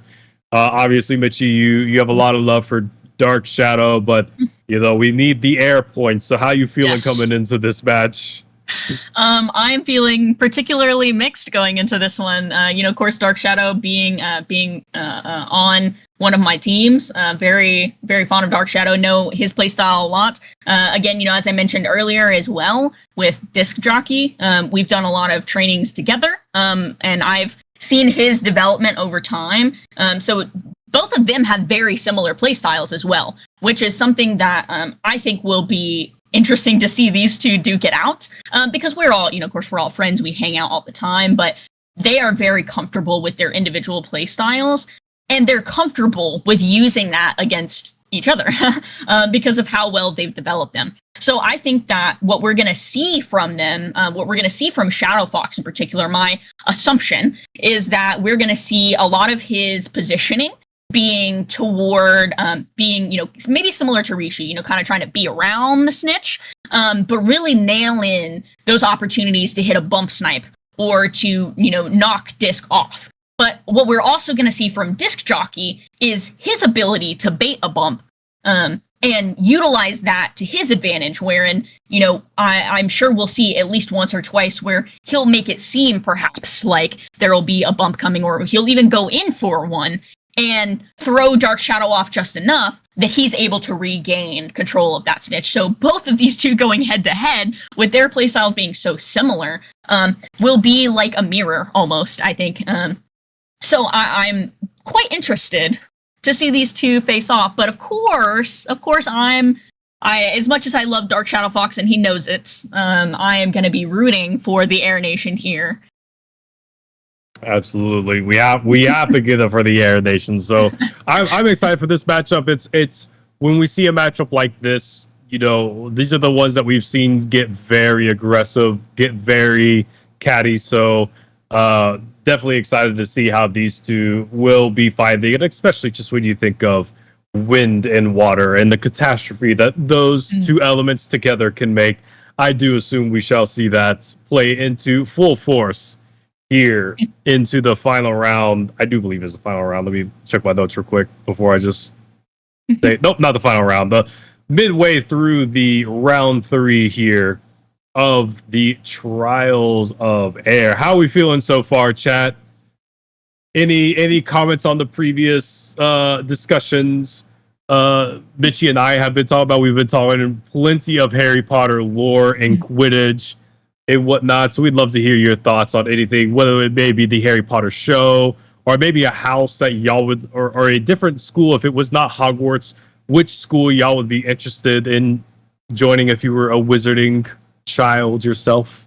And we've seen the fire spread, so I'm not going to ask what nation y'all are representing, but too many fire emojis in the chat. I know the real one. I know the real air ones here as well, though. I see them. J.K. Rowling's to play Voldemort. That would be an interesting, dynamic. I think actually that would be a fun one, though. I think maybe with kind of, maybe how outward perception maybe of J.K. Rowling's right now, it may not be the worst idea in the world that they play Voldemort. I do know that they have not announced the actor for Voldemort, though. They have shown two possibilities, though, Bitchy. I don't know how much you've kept up with that. Yes. But it seems like they have two pretty good actors, an idea for a possible Voldemort.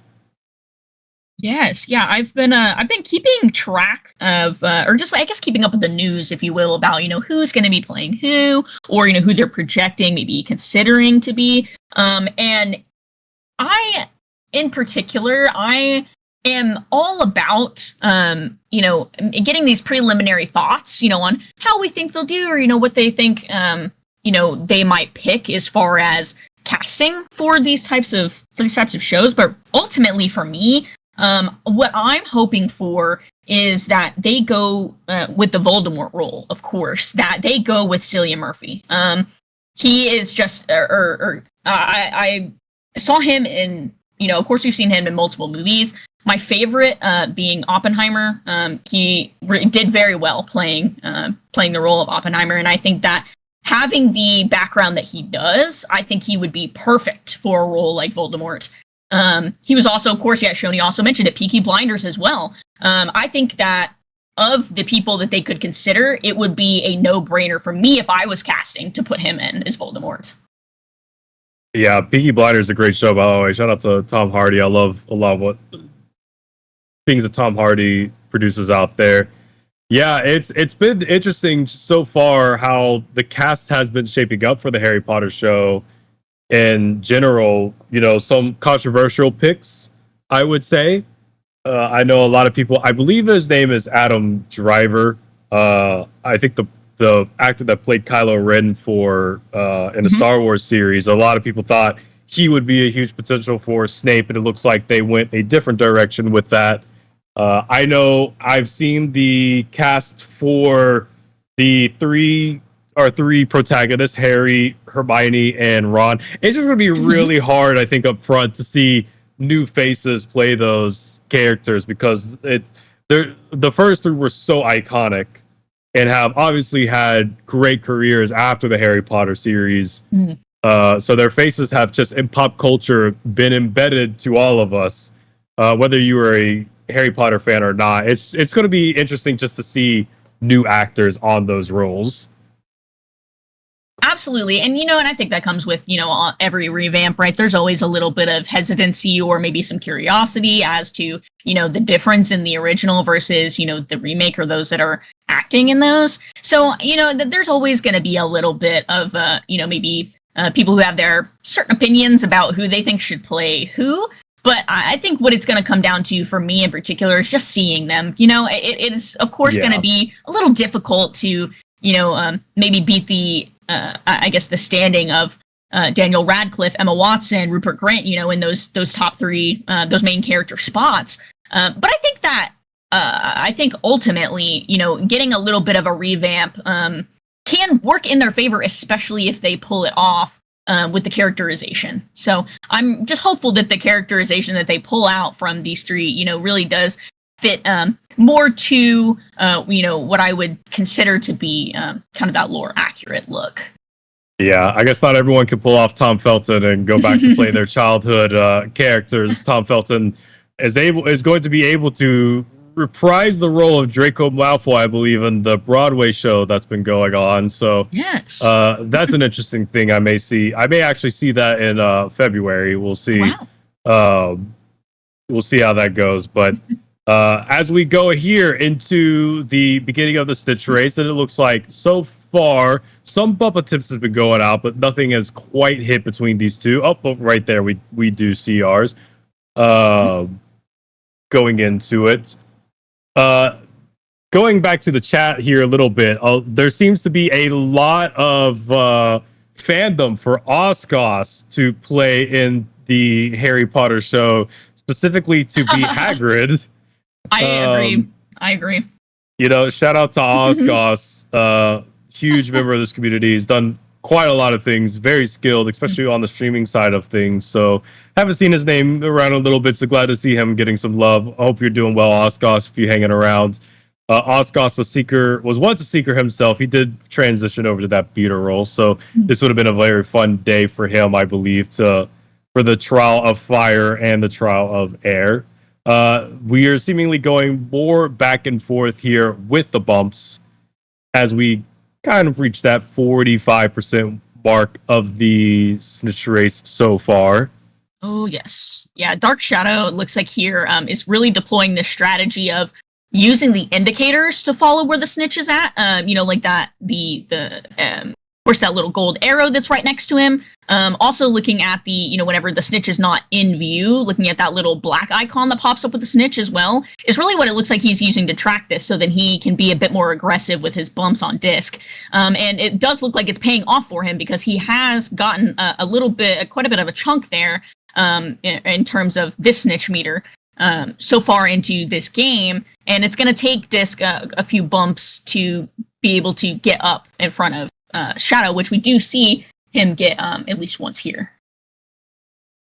Absolutely. As we go in here, Disc right now with that little bit of lead, going around these turns here on the straightaways. It's just been very interesting, the dynamic that we've seen in all of these races. We've seen some Seekers be able to bring it back and win it on these straightaways. Some have been battling here in the turns. It looks like these two not quite in sync on the turns, although I say that they go for bumps here at a turn. Of course, when I say it, they'll prove me wrong. Thanks, guys. Appreciate it. But truly, they've seemingly been here battling on the straightaways. Dark Shadow getting seemingly that bump there on this jockey to here get an advantage on the straightaway, but they are swirling around each other, going for a lot of bumps above and below each other. I'd say not a whole lot side to side, just like hitting vertically, if you will.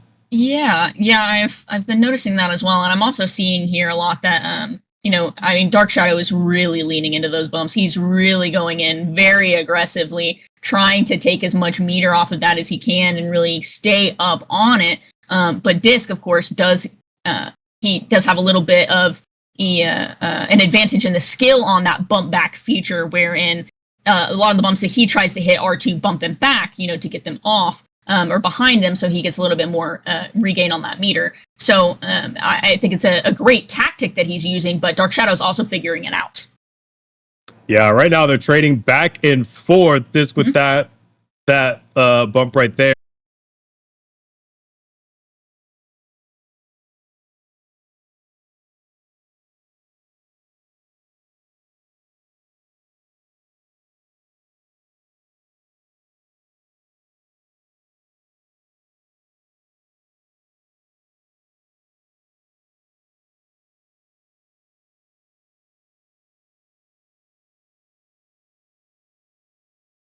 Here we're going to have Dio and Time Twister.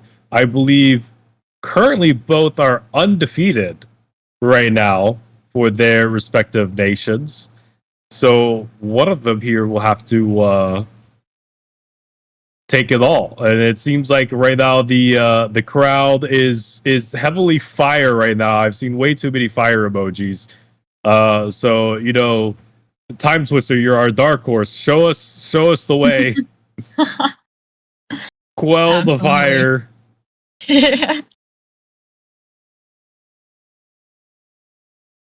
Going in. Who won? Dark Shadow Fox won that last one, Scourge. He brought it in for Team Water, I believe he is. Dark Shadow is Water, yes. So Team Water getting some points there. Unfortunately, Team Air not getting the points. Truly sad. It's okay though. There's still plenty of competition left. I'm sure we will be trading leads over and over again. I see we have Rishi in the chat. Neo getting ready for his. So Rishi, as you've been going across these races, have it's just been generally been a bunch of 5-3-2 builds, or have we been seeing some different builds at here, Rishi? I'm asking him because I'm sure he has been noticing what the trends have been. We haven't been fully seeing about them. I don't want to talk about my races. They were, you tried your best, Rishi. That's all that matters. Participation trophy for you. Spectator mode in QC2, please. Yes, spectator mode in QC would be absolutely amazing. We may have got close. Fire has to face the Time Twister, indeed. Yep. The undefeated Time Twister versus the undefeated Neo. WB internet connection plan is the same internet that's running the servers. Yeah, it's gotta up that plan. Yeah. Spears shall be shaken, shields shall be splintered. A sword day, a red day, ere the sun rises. Ride now, ride to ruin and the world's ending. Vivat Terra, says Time Twister. He is getting hyped. Neo hitting back, saying, light a fire, burn to ash. The Fire Nation will kick your $. That doesn't rhyme, Neo. I'm just kidding. L7's already gotten on to me for cursing one time, so I have to be careful now. QC2, yeah, 20 years from now. Yeah. Maybe. Hogwarts Legacy 2. I think it's possible we see Quidditch in Hogwarts Legacy 2. That is my hope. I hope with all of my being that we can get more Quidditch gameplay, better Quidditch. And honestly, I think it would be great if there was an opportunity, maybe like a quest that you had to do or something where you had to play in a match or play a role in a match. I think that would be so much fun. They definitely need to add more Quidditch to Hogwarts Legacy 2. But then we need to push for this multiplayer. Like I'm hopeful. I'm so hopeful that we would get an opportunity to have more maybe not necessarily competitive, but just to be able to play online with other people in Hogwarts Legacy, I think would be a lot of fun. And then if you could play Quidditch then with that thrown in there, then that would be just the end all be all for me. I think then that would put Hogwarts Legacy 2 above, of course, the first Hogwarts Legacy for me. But they'll have to put some more emphasis on Quidditch to get that for me.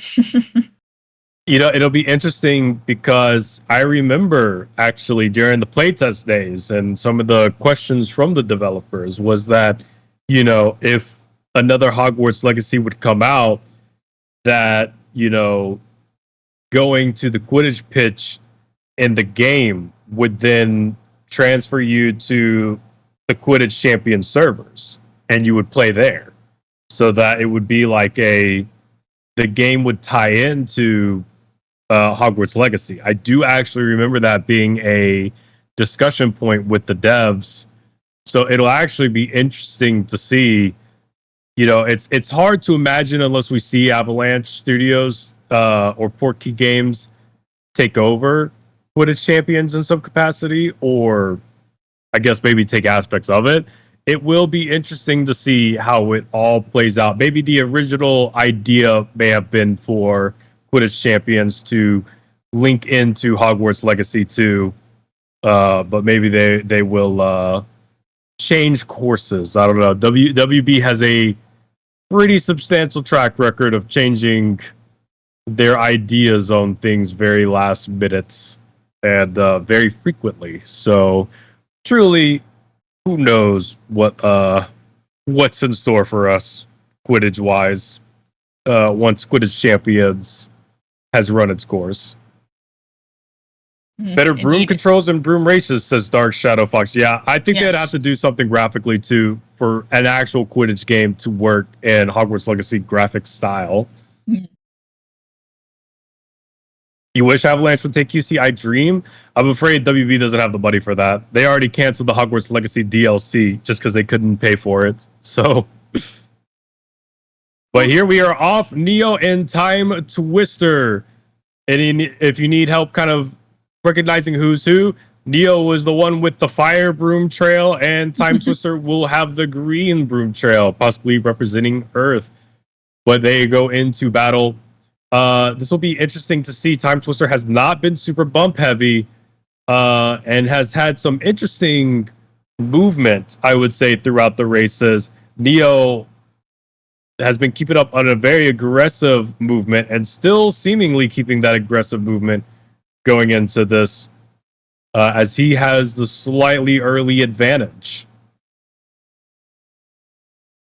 Absolutely. And it looks like that meter already is telling a little bit of a difference here in the gameplay that we're seeing at the beginning. But of course, it is still just the beginning of the race. Anything can still happen. But what we're seeing a lot of here from Neo, we're seeing his typical, using a little bit of focus cam, trying to maybe, stay off and avoid some of those bumps, come back and get his own, which we do see him pull off there on Time Twister. But Neo, of course, is not going to be underestimating Time Twister in this one, having seen his performance in his previous matches. So I know for sure that while his focus is, of course, going to be on staying up on that snitch, he is not going to take his eyes off of Time Twister if he can avoid it. Absolutely. Probably rightfully so. Neo will be playing with that fire in his eyes. We could even see it in his playstyle there, getting a bump coming into about 25% of the way through the first snitch beater.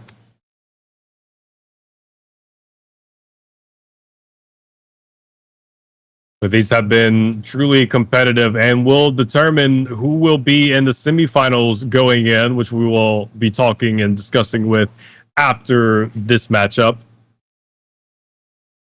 Absolutely. And, really what they're going to want to be doing in this one is, of course, getting a sense of what it is that they need to do to pull out this final win. If they want to, be the ones representing their, of course, representing their nations going forward into the semifinals, they're going to be extra careful about every move that they make here, or it would be wise, at least, to be careful of the movements that they're making, every bump, every dodge, making sure that they understand where each other is at coming into this, especially with us seeing a little bit of a difference in the meter here currently. Where we're going to see some focusing up, potentially some more bump outs here from Neo, as he's really going to be trying to keep this lead that he's garnered for himself. Absolutely. Neo getting bumped right there by Time Twister, helping Time Twister get some of that meter back, but Neo having so far a relatively significant lead on the snitch meter, considering just how slow it is building to its normal. Again, for anyone that may have been joining in a little later, the snitch fill rate is at 0.5 from its normal rate, and we usually see it somewhere within around the 1 minute mark that the catches are being made right now. Many back and forths that we've had so far before going into these semifinals we're soon to get into. And but right now, Neo looking like he might possibly be the only undefeated Seeker, unless Time Twister finds a way to get some bumps in and take advantage of some of the movement Neo is doing going into this. But reaching about 85% of the way for Neo, 75% of the way for Time Twister. If Time Twister gets any bumps, though, at this moment, Bitchy, it's probably going to be significant meter gain for him. Absolutely. But Neo right now doing his best not to get bumped. Time Twister has taken 2 attempts. They came close, not quite. He's looking for it, though. He is indeed looking for it. Neo, though, if he flies straight and true and with no bumps, he's probably got about another lap and a half left before he gets this, closing in on that 100%. He's leading in the straightaway there. Time Twister relatively behind. They go for some bumps. Doesn't look like anyone quite connects. Neo immediately with the catch prompt catches it for the Fire Nation. And there it is. Neo typed something. He said, "Fly, say something." It got the screen changed on me right before I saw it. I'll say I love you, Neo. How's that? Neo bringing it in for the Fire Nation, going undefeated, 3-0 of the Snitch Race, putting Fire Nation up 5,850. Air Nation 5,500. Excuse me, 6,000 for the Fire Nation. Air Nation at 5,500. Earth Nation 4,550, and Water Nation at 4,250. What a standing so far. Fire Nation slowly pushing their way into the lead, but still anyone's game as we go into the semifinals. Mitchie, I believe you have the list ready to go for who we should expect to see. Absolutely, we absolutely do. So, who we're expecting to see in the Trial of Air semifinals representing the Fire Nation? Of course, we have Neo, pulling out all of those wins, all those catches.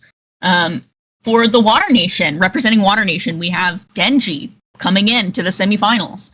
Of course, with Earth Nation seeing a big turnout here, we have Time Twister going into the semifinals for Earth Nation. And then, last but certainly not least, going into semifinals for the Trial of Air with the Air Nation is going to be Franck. So, personally, I think that what we're going to see from these last games in the semifinals is the most cutthroat games we've seen so far. These guys have already been playing in 3 rounds. They've already got a sense of how things should be going, and now it's everything matters. If they want this final prize that they're all shooting for here, they're going to pull out all the stops in this one. Indeed, and still plenty of matchups for us to see that we didn't get to quite see within the rounds. We're going to have Neo and Denji. Obviously, these two seekers are very familiar with themselves here for the Fire and Water Nation. So that'll definitely be one for us to keep an eye on. Franck, we got to do it for the Air Nation, my guy. I know Mitchie will have a lot of love and support for you coming into these, being a Nimbus Nighthawks and an Air Nation. Time Twister pulling off what you said he would, Mitchie. Huge observation, correct observation there at the beginning that Time Twister would come in and surprise. They certainly did going into this. So I do believe we have already had a Denji and a Franck game. Yes, we did have a Denji and a Franck game. That was there at the beginning. Denji, I believe, was leading for the most of it, where Franck came in towards the end. It was able to get the grab last second. We have not seen Neo and Franck either. We have had a Neo and Time Twister. So some matchups we've already seen and have some insight on. Some matches will be brand new going into it. But right now, no pun intended, Neo is on fire. He is the only undefeated seeker going into this. The others are 2-1, I believe. So we'll have to see if anyone can find a way to take him down. Absolutely. I think that something that we may see here is a switch up in gameplay from some. I think that now that they've got a bit of a sense of, at least a couple of these players, hopefully they've been, also watching and observing to see what the other seekers are doing as well. But I think what we're going to see here is a little bit more counterplay than we did in the beginning. A lot of it is a lot of aggression, trying to get in and catch that snitch. But I think what we're going to see in the semifinals is, with there being, a couple more opportunities to be more rounds here that we're looking at, I think you can expect to see some people trying to pull out maybe a little bit of unpredictability in their movements, perhaps, maybe in their bump pattern as well for those heavy bumpers, or even a switch up in actual skill point trees, brooms even. I would be surprised to see if anybody goes into this without switching something. So I think what we're getting into here is really anyone can take this sort of a situation. I think that all four of these Seekers that we've seen here have done incredibly well so far, not just in this event, but just in their time in Quidditch in general. So to see these four go against each other in the semifinals for this event, I think is probably it's probably one of the most exciting for me that I've seen so far. And I've participated in a lot of events up to this point, and so I think looking at these guys, their abilities, the things that they can do. I'm very excited to see, what they pull out on the pitch for the semifinals that might be different than they had in just the preliminary rounds. Absolutely. And going into what will seemingly be our first matchup, I'll just keep the anticipation for now. We are going to have a good one. We are going to have two Seekers that everyone is going to love watching fight against each other for round one of the semifinals going in. Earlier, Mitchie, you asked me what houses do I think fit with each nation. So I'll ask you as a big Hogwarts and Wizarding World fan, which spells do you think work best with each nation? Oh my goodness, that is quite the question. Quite the question. The first one that pops into my head, for Fire Nation, Incendio. Of course. Yes, of course. I'm really gonna have to think on this one. There are some that I think could fit, maybe perhaps. Air Nation, of course, would be Wingardium Leviosa. I have to say, Hey. I think is a spell that fits obviously quite well with the floating aspect there. For Earth and Water though, that is quite an interesting thought. I don't know. I'm kind of thinking when it comes to I'm trying to remember even what all of the spells are themselves, because there are just so many. I want personally to give Slytherin like one of the curses, or one of the forbidden curses, just for Slytherin purposes, I guess.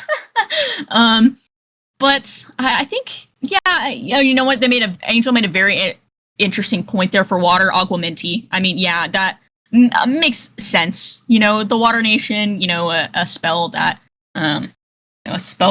brings water. I guess that makes sense. I'll give her that one. But yeah, I mean, I think that I think as far as maybe for Slytherin, I think I'll give him a curse. I'll give him the Cruciatus curse. How about that? Okay. I feel like that's quite. It's maybe not the obviously not Avada Kedavra. We're not killing anybody here. But I think that it's I don't know. It just fits them. It suits. I think the I guess the Slytherin vibe a bit. I can't say too much about Slytherin not being a part of the Slytherin house myself. A little biased personally to Ravenclaw. But what would you suspect then? Yourself not. I guess having your own. I don't know if it would necessarily be for Slytherin, but maybe for Earth Nation. Maybe if I had botched this, I'm sorry, but Bombarda. Oh yeah, that's a good one. Would maybe be a good one for Earth, I would think. Even though it may kind of be more on the side of fire or slightly edge on the side of fire with Bombarda, I still think in some ways it has some good Earth qualities. Oh yeah, a little bit of explosion there, yeah. Yeah. Halfway point through, we have Neo versus Dingy, and we have already been seeing that they are definitely very well aware of each other, of how they play, switching back and forth. The broom tails obviously should give away who is who. Dingy with the blue for water, Neo with the actual fire going into it. It looks like last I checked, they were pretty neck and neck. Dingy getting the last successful bump coming into this. They're probably around 55 to 60% on these snitch meters now. Dingy keeping a very weathered eye on Neo. Neo has been using more aggressive movement throughout this whole series, using it right there, but has been a little bit more tamed, I would say. for this race against Denji. Maybe from just the insider knowledge that he may have. He's looking for a bump there, though, I will say. He's been looking for them.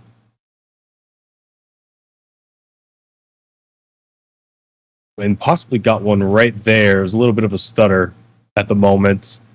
Denji right now having a good straightaway. Right now, Denji having a relatively noticeable lead, I would say, on the snitch race.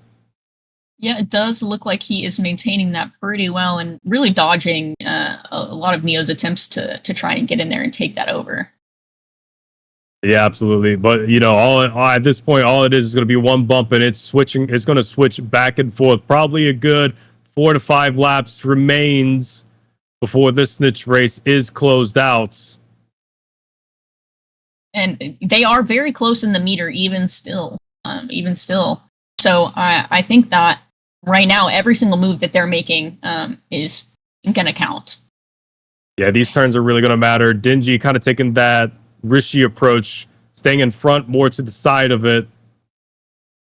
As he's looking, he knows he has to kind of keep some distance from Neo, though, knowing that Neo will definitely be looking for those bumps. She does right there, but Denji able to get a dodge, gets his bump right there. This may be huge. This may be the final stretch for him. He has that 100-meter. He goes for a bump. He misses it. He has the 100 again. This turn is going to matter a lot. Doesn't quite get the turn that he does. Denji with the catch, pulling in those points, getting that win. And he gives a shout out to Chintasu there on the win. Denji pulling it in for the Water Nation, bringing it in there. That was a very close race between the two of them. Very exciting. Denji doing his absolute best to read Neo, to not get those bumps to there towards the end when he had that slight advantage. And he gave up some meter for it, but ultimately it did pay off in the end as he gets it. But a very valiant attempt by both of them. We knew going into this that Denji and Neo would be an extremely fun watch. Absolutely. It was so neck and neck until the very, very end. And, I of course, we knew that that's pretty much how this one was going to go with both of them. Both of them coming from very similar places, very similar play styles, even, both of them we saw engaging that focus cam a lot, really keeping an eye on where each other was at, taking those turns extremely seriously. We really knew that it was anybody's game at the end of this. So it was definitely cool. And congratulations, of course, to Denji for pulling that one out. Absolutely. And again, nothing to sleep on. Neo going 3-0 in the rounds coming into the semifinal. Definitely a very worthy opponent to take on, Unfortunately, it doesn't get double elim once we get to this point. So I do believe that will be the last of the Fire Nation in this trial of air. Thank God y'all got enough points. Y'all don't need any more. Mercy. I'm kidding. A good round. Those other nations get some posts and working on the trial of water. They might do well with getting some extra points there, closing the gap on the Fire Nation.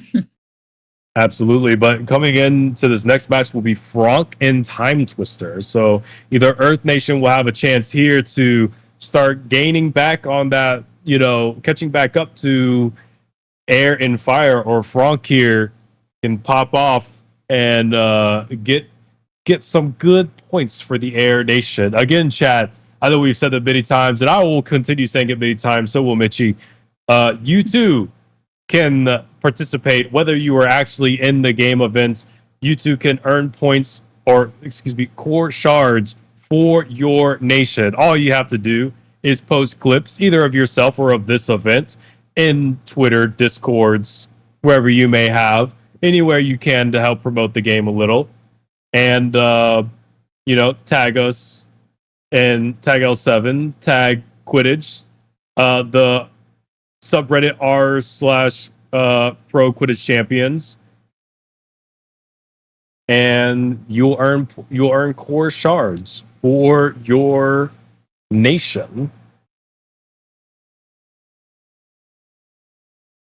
Fire Nation will continue to lead. No other nation can touch our lead. All right, Angel. We'll see about that. We'll see. The Water Nation will cool the Fire Nation's flames, says Katie Talks. You know, in Pokemon terms, that would be correct. Water would have the advantage, I believe. It would be super effective, yes. It would be super effective. There you go. I like that. All right, coming on in, Frank versus Time Twister. We have Frank, I believe, on the left screen. Time Twister on the right screen. Right now, Frank seeming like he had the first find. He's going in being aggressive. Time Twister, though, able to pull off a nice bump there off of Frank's miss. Frank getting his bump, though. I believe we'll see quite a lot of bump attempts between these two. They may not be as much of a tango as it was with Neo and Digi. I think these two will probably brawl it out. Frank here has had a really, really good run, looking to continue it. Time Twister pulling off a lot of what people didn't expect. He's been the ultimate dark horse so far here in the Trial of Airs. Frank looking Mitchy at every turn to get a bump, though. Absolutely. That is a part where he excels for sure, is getting bumps in the corner. And he knows how detrimental that is to the Seeker race as well. If you're able to nail a really good bump in a corner or right at the edge of a turn, that can be a significant meter gain for you on that straightaway. So he's definitely taking and using that to his advantage, as you can see here. Time Twister, definitely getting a sense of that. Understanding, kind of what the movement looks like whenever Frank is coming in to bump him. So definitely keeping his wits about him, as we're seeing here with a little bit of his gameplay. As they go on to the straightaway, looking like about 45% of the snitch meter here in this race as they keep trading bumps. Quite a many few laps left to go here. The one thing I will say, though, with kind of the strategy going on, Frank is winning those bumps on the corners, though when it does misses, it does give Time Twister that advantage to get those straightaways. But right now, Frank able to get that bump, giving him the advantage on this straightaway. And it looks like he has a pretty significant lead going in on this snitch meter right now, probably sitting at about 55 to 60%, where Time Twister has yet to hit that 50% mark.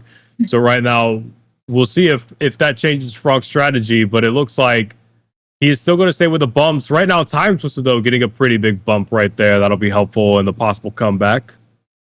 Absolutely, yeah. I think the difference of their builds here is definitely playing into a lot of the results that are happening here as well. What we're seeing from Frank is he's using a more of a distance build, so he's keeping it to where he's got, I believe he's got 5 points in defense, so he's going to be staying a little bit off the snitch. He's going to be in there trying to get some boost, of course, but he's going to be spending a lot more time out of it because he's going to be trying to get those bumps, those disrupts on Time Twister so that he can keep his meter as high as possible. But then on Time Twister's side, I believe what we're seeing, and of course somebody can correct me if they know better about what build he is running. I believe he's running more points on the bottom, trying to get more of that meter steal from, the benefit of those bumps that he does get off of Frank.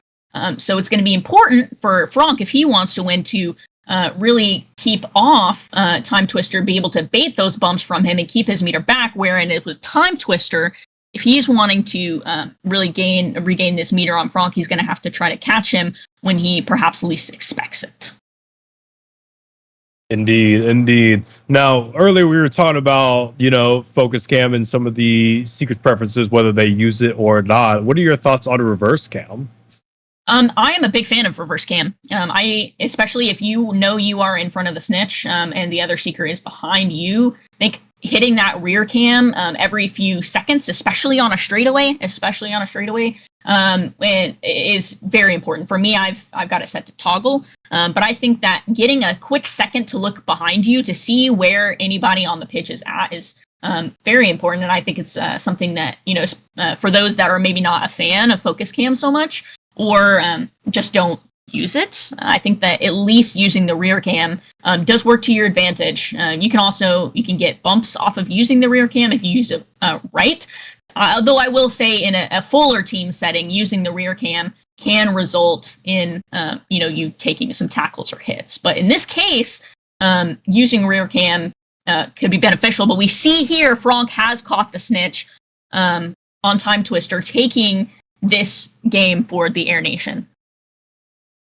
Heck yeah, nice job, Franck, and truly a great run by Time Twister coming into the semifinals. So congratulations to Time Twister going 2-1 in the round robin.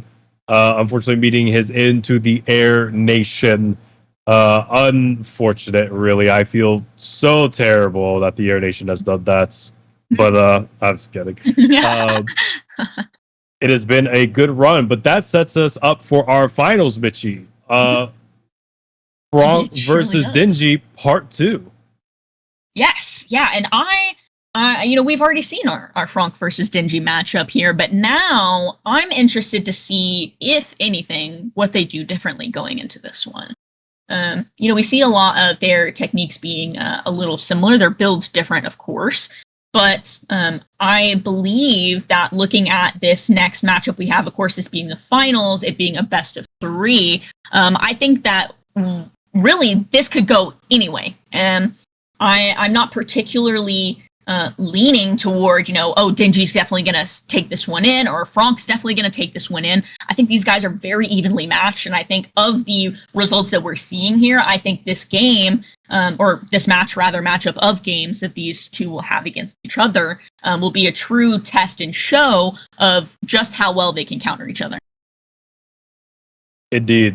We'll definitely see all the trades. They were very close going into their first matchup, so I expect nothing different going into this next one. Just how competitive they're going to go at it, and a lot at stake. This is either for the Air Nation to get a nice catch up to the Fire Nation, or for the Water Nation to at least no longer be in last place. During the round robins, it was 150 points per win for the nations. Here in the semifinals and the finals, each nation is gaining more points for their wins. So if Water Nation comes and takes a win here in the finals, they will no longer be in last place. They will propel themselves ahead of Earth Nation and take that third place spot before the Trial of Fire. And for the Air Nation, they will get closer to the Fire Nation spot, who's currently sitting pretty at 6,200, which means that the Fire Nation are posting things, Air Nation. So get your dang clips out there. Get your clips, get on Reddit. I know somebody's got to have Reddit in there. Yeah, so definitely. So someone's here's got an X account they can post on. I've already got my points for broadcasting, so I can't keep just farming points here. So I need y'all to do it for me. Oh yeah, I'll be farming my points tomorrow as well with my participation in the Trial of Earth. So I'm calling out the rest of the Air Nation right now. Y'all better be clipping and posting pretty soon. So obviously we know here at the end of the Trial of Air, our secret race is the Trial of Fire.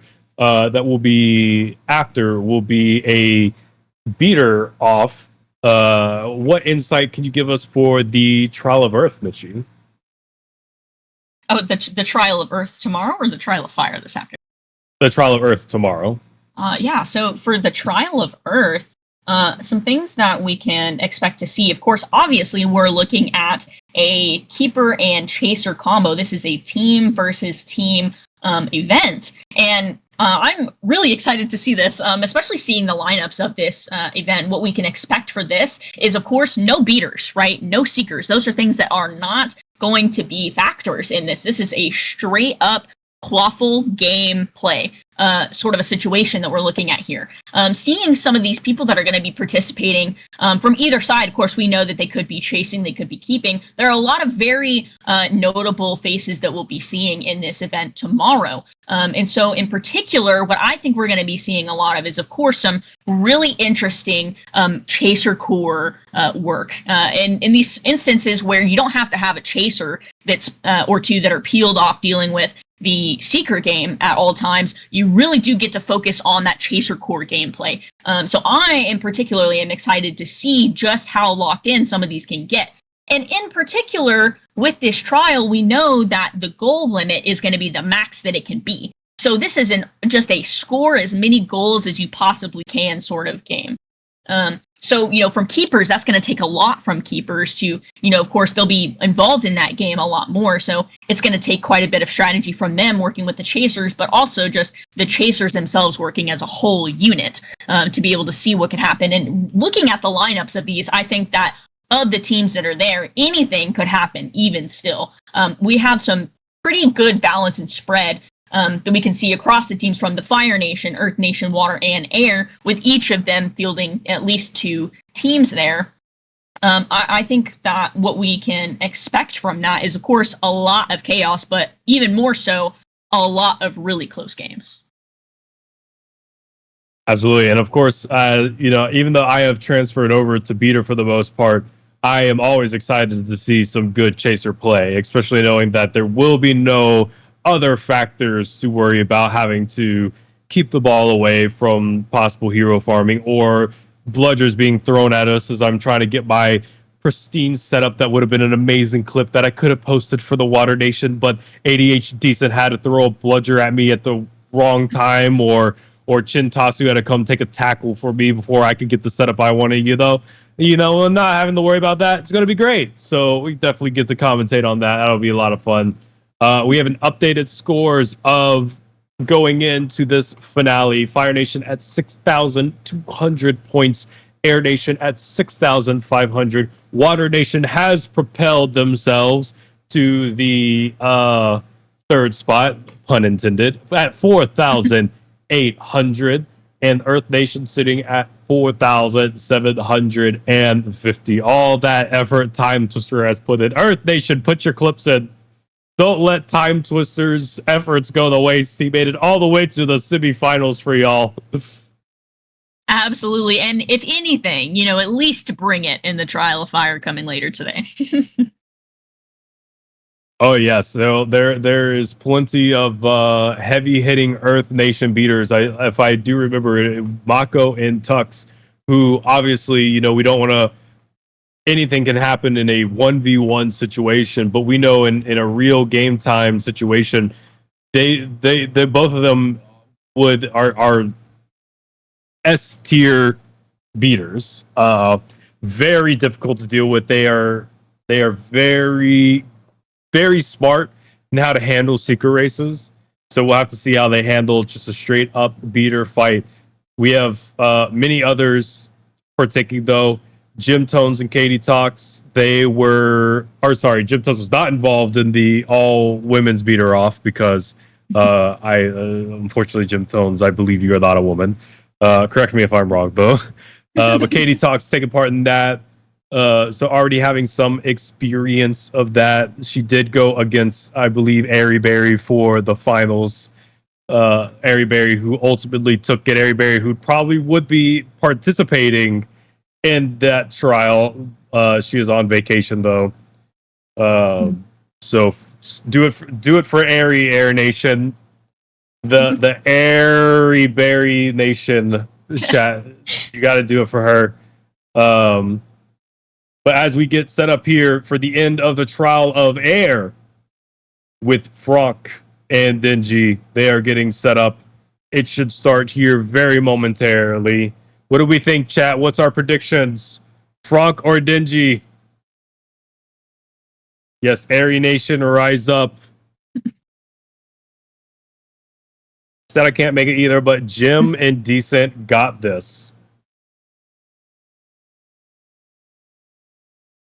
Jim and Decent will triumph for the Fire Nation. says Mini. Jim won one of the knockout beater 1v1s though. That is true. Jim is a very like most balanced between tackle and quaffle beater, probably out there, probably tied with Airy. I would say those two balance a lot between bludger and tackles. So Jim will definitely be formidable in a situation like this. Of course, if Mako is warmed up, ready to go, Mako will be dangerous with the tackles.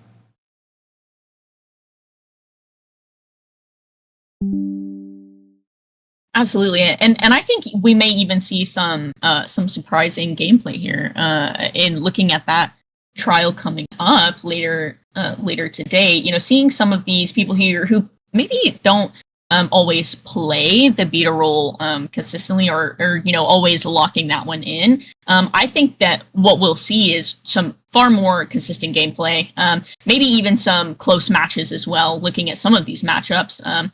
You know, looking at ADHD Cent, you know, versus Mako in round 3, even in round 2, Jim versus KD, and in round 1, of course, starting things off for me in particular, looking at Tux versus KD.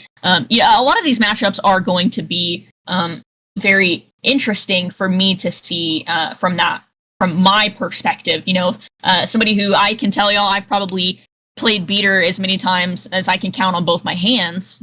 So as far as the beater experience, I think it will provide a lot of insight into, you know, what play styles each of these people are going to be deploying for this. You know, some people we've seen very consistently have a very consistent strategy, and as you said, you know, people like Jim Tones are very, you know, consistent all around and have those well-rounded skills, while there are some others that might come in and use their advantages from their experience on other roles to kind of benefit them as they play that beater role as well. So I think there's going to be a lot of close games that go down in this one this afternoon. Absolutely. It'll be a lot of fun, and we could definitely deep dive into those more closer when the time comes here, as we are getting here for I apologize. Let's see. Are there other races going on? I'm being told things.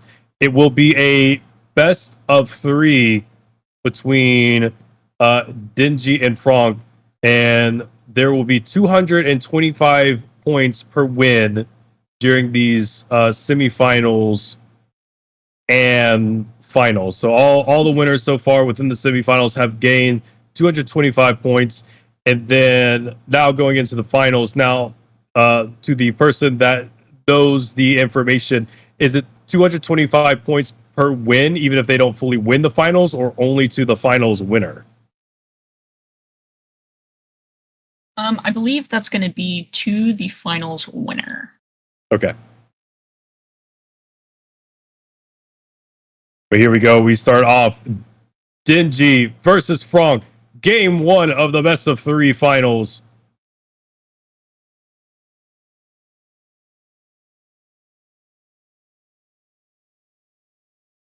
Great. Looking at what's happening here, we've got a little bit of similar gameplay from what we saw at the beginning. Frank, you know, trying to be a little bit more aggressive, coming in with those bumps around the edges. Denji, of course, deploying that focus cam, really keeping his eye on the snitch in relevance to Frank as well, so he can make sure he's keeping his positioning on point as much as possible. I think what we're going to see, of course, more of here with Frank, and we're seeing it right now, is that he's deploying a lot of these unpredictable movement patterns, attempting to try and, you know, sway on and off the snitch, be to the left of it, be to the right of it, maybe be underneath Denji, above him, essentially, you know, and effectively trying to kind of keep his attention to where Frank is going to be at. Yeah, right. And right now, it doesn't look like either seeker using a whole lot of focus cams. So all this swirling around each other, definitely, I imagine, could be throwing the others off for some of these bumps and disorientating to some. Frank using it when on the edges he had an eye on Digi for a second, who was a little bit above and to the left of him. Digi coming in for a tight turn there. They both go for a bump opposite direction of each other, though. That was a fun little interaction to see between the two. But they are definitely but just seeing that they had those bumps even in the opposite direction, and just here, they may not be hitting each other, but they're bumping at around the same time, which means they kind of have an understanding, a little clock in their head, baby bitchy, of when they're gonna start this jousting. Yeah, so yeah, and it definitely looks like they're spending a little bit of their time and their energy right now on really disrupting the other. They're getting to the point in the snitch meter where every disruption is going to gain you some meter. So now the focus is going to be on, okay, I've got to get up on the snitch. I've got to get as close to it as I can to get the meter that I need. But I've also got to pay attention to where this other guy is at. And right now, we're seeing that they're kind of trading off the lead back and forth. It goes from Denji to Franck and Denji to Franck. And it's going to continue to keep doing that, as I see, they've both continued to deploy these tactics where, they're trying to maybe pull them off the snitch a little bit or follow each other off the snitch just a bit to try and get that disrupt, to get that extra meter. With Denji, looking like he's focusing more now, getting back onto the snitch and trying to stay out of that line of fire from Franck. Yeah, right now Denji having a slight advantage, it looks like. So it would make sense that he's now going to more try to stay close to that snitch, just gain as much of that meter as he can, and possibly not take too many risks with the bumps, though. He just goes for one right there and gets it on Franck after Franck's missed attempt. But definitely still 3 to 4 laps left. As Denji's probably around 85% of the way through the snitch meter. You see Franck coming in on the screen, going for an attempt right there. Franck will definitely have to start getting a bit more aggressive towards this end, considering that the lead Denji most likely has at this moment. Absolutely, absolutely. Every bump that he's going to be attempting is either going to count for him or against him. So he's going to want to be a bit more strategic about the moves that he's making currently. It looks like that meter is very close. Yeah, it does. We've seen it does put Denji at a precarious situation here where, he is going to have to get right next to that snitch. And now Franck is trying to crowd that space right now to force Denji to say, hey, like, you are going to have to approach me and possibly take a bump right now. So Denji, having to play it safe, where that's helping out Franck a little bit here at the end of the snitch race to gain a little bit more meter. And it looks like Denji's might be a little framey. Franck's got, what looks like to be the straightaway. He's not very far from that 100%. He's got the 100%. Will he get the catch, though? And he does. He gets the catch. Franck with the catch. Taking game 1 for this face-off. Wow, that was an incredible turnout we saw there. Indeed, that was we saw Franck play that end game very well. He had that slight disadvantage. He noticed he wasn't getting the bumps, so he said, all right, I'm just going to crowd the space. I'm just going to be right up on the snitch and force Denji. If Denji wants this, he's going to have to bump me out of the way now for it. And in the long run, we did see that it paid off for Franck. Denji kept his distance and didn't really find the best way to approach in from that point. So good work on Franck for game 1, this best of 3. He still has 1 to go. That puts Air Nation up again in the lead at 6,350. So I do believe it is per win in these finals that a team will gain points. Absolutely. And I think that, we still have an opportunity for 2 more games here to happen. Of course, if Denji catches this second snitch, it will be anybody's game in that 3rd round. As we saw there at the end, Franck did pull out, what he typically does, which is that extra bit of lock-in he gets there at the end. Really on focusing on his position of where he's at relative to the snitch in his meter, which, did play off his advantage. But I think we're going to continue to see a very similar thing where it's going to come down to those last few seconds, as we've seen consistently throughout this trial of air. But in particular, in these last games, they know that everything is at stake here. So I'm sure that what we're going to experience in this second game is going to be, a little bit more of what we just saw, but even more so. And I think that now, Denji is going to be thinking about, okay, perhaps what are those things that he can do to counter what Franck was doing a little bit better, and vice versa. A lot of what they're going to be thinking about right now is kind of their strategy going into the second one. So I think that from this first one, obviously, was an insane turnout, insane gameplay. And congratulations to Franck on that first game. And really looking at what Denji's going to do in this second one. Indeed. Shout out to Pumpkin Stats gifting a tier 1 sub to KD Talks for L7. We appreciate that, Pumpkin Stats.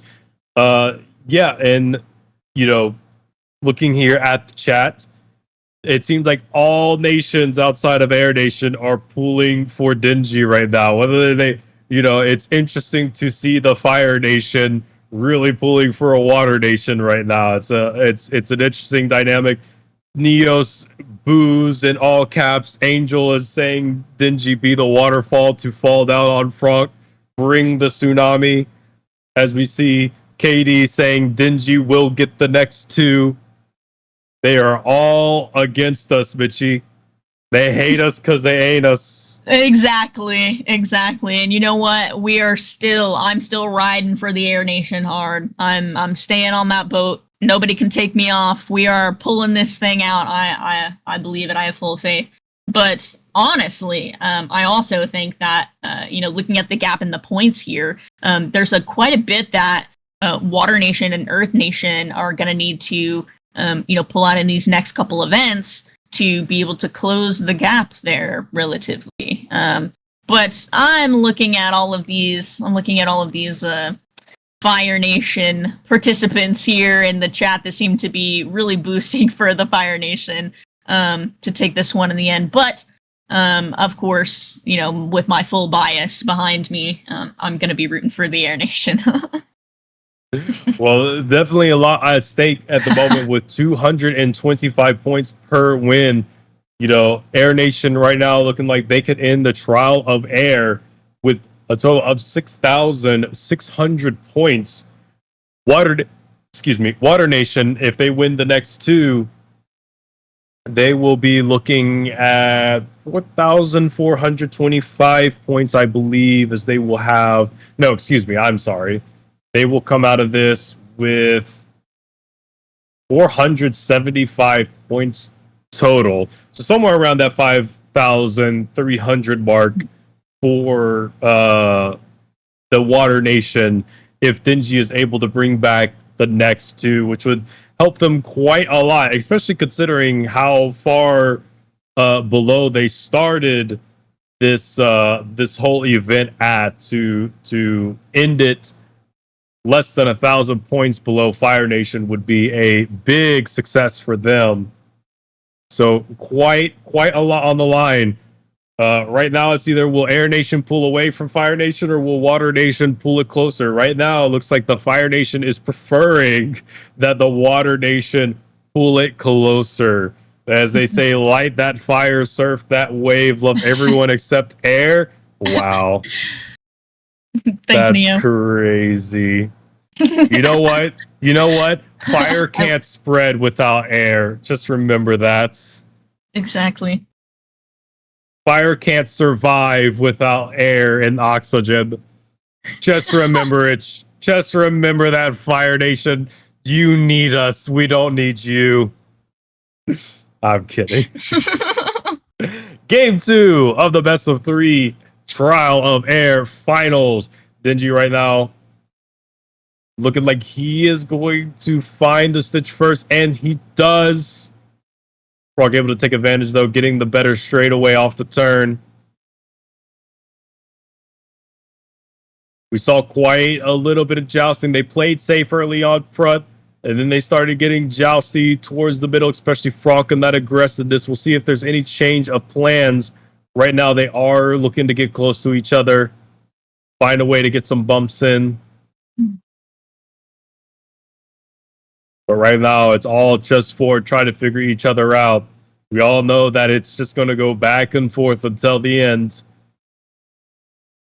Absolutely, yeah, and we're seeing a little bit of some of their staple gameplay, but I think we're also seeing a little bit of unpredictability coming out from both of them as well, as they're really trying to, I think, maybe throw each other off. They're a bit comfortable. They already know how each other's been playing these last few games, so I think we might see a couple of some risky pullbacks, perhaps on pulling off lead of the meter just to get a bump, anything to get some disruption in. Absolutely. Neo comes in and says casting bias minus 1,000 points. That's you know what? That's fine. You could take 1,000 points away for Air Nation for that. Give me 1,200 points because normally I wouldn't even be awake at this time. So here I am, 3 hours, 13 minutes into the stream, awoken early for y'all. So 1,200 points for Air Nation. Agree. I'm kidding. We're here to have a good time, chat. We're here to have a good time. Right now, they are Dingy keeping his spacing from Frank. Frank still seemingly to be the higher aggressor here, especially towards these turns. So they expect to see a bump here very shortly, possibly come out. Dingy's holding very good positioning, though. Absolutely. Denji is really trying his best to stay in that range of gaining meter. He's going to want to be gaining that extra meter on Frank to be able to stay in this with those wild bumps that he's throwing in there. And he seems to be doing pretty well staying on it and getting in that relative path as well. Definitely around these curves, we can see Frank doing a lot of these up and down zigzags, moving side to side. With Denji, of course, really keeping his focus on where that snitch is at. Indeed. As we sit here at about 60 to 70% of the way into the snitch race, it could all end here shortly in the next 6 or 7 laps, or it will go to a game 3. Right now, though, Denji just swirling all around the snitch, going for bumps there, doesn't quite connect.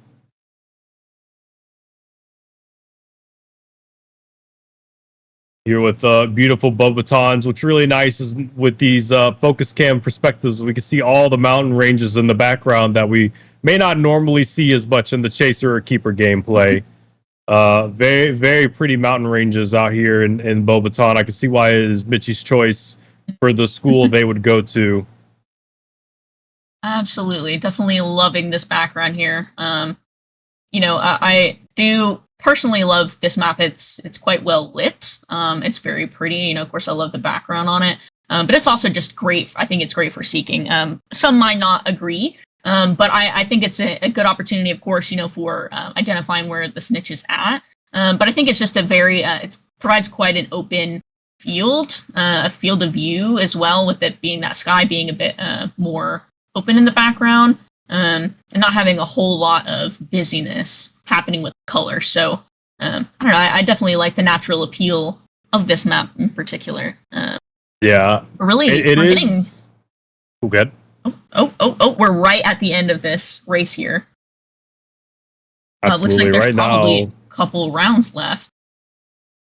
Probably a lap or 2 left. Right now, it looks like Dingy is trying to crowd the space of the snitch. We'll see if Frank can't find his way back in there like he did last time. Right now, Frank may have a slight advantage going into this. And it looks like he baited Dingy for a bump right there. And this is where he starts crowding that snitch area and forcing Dingy to get it. He had the indicator for a second.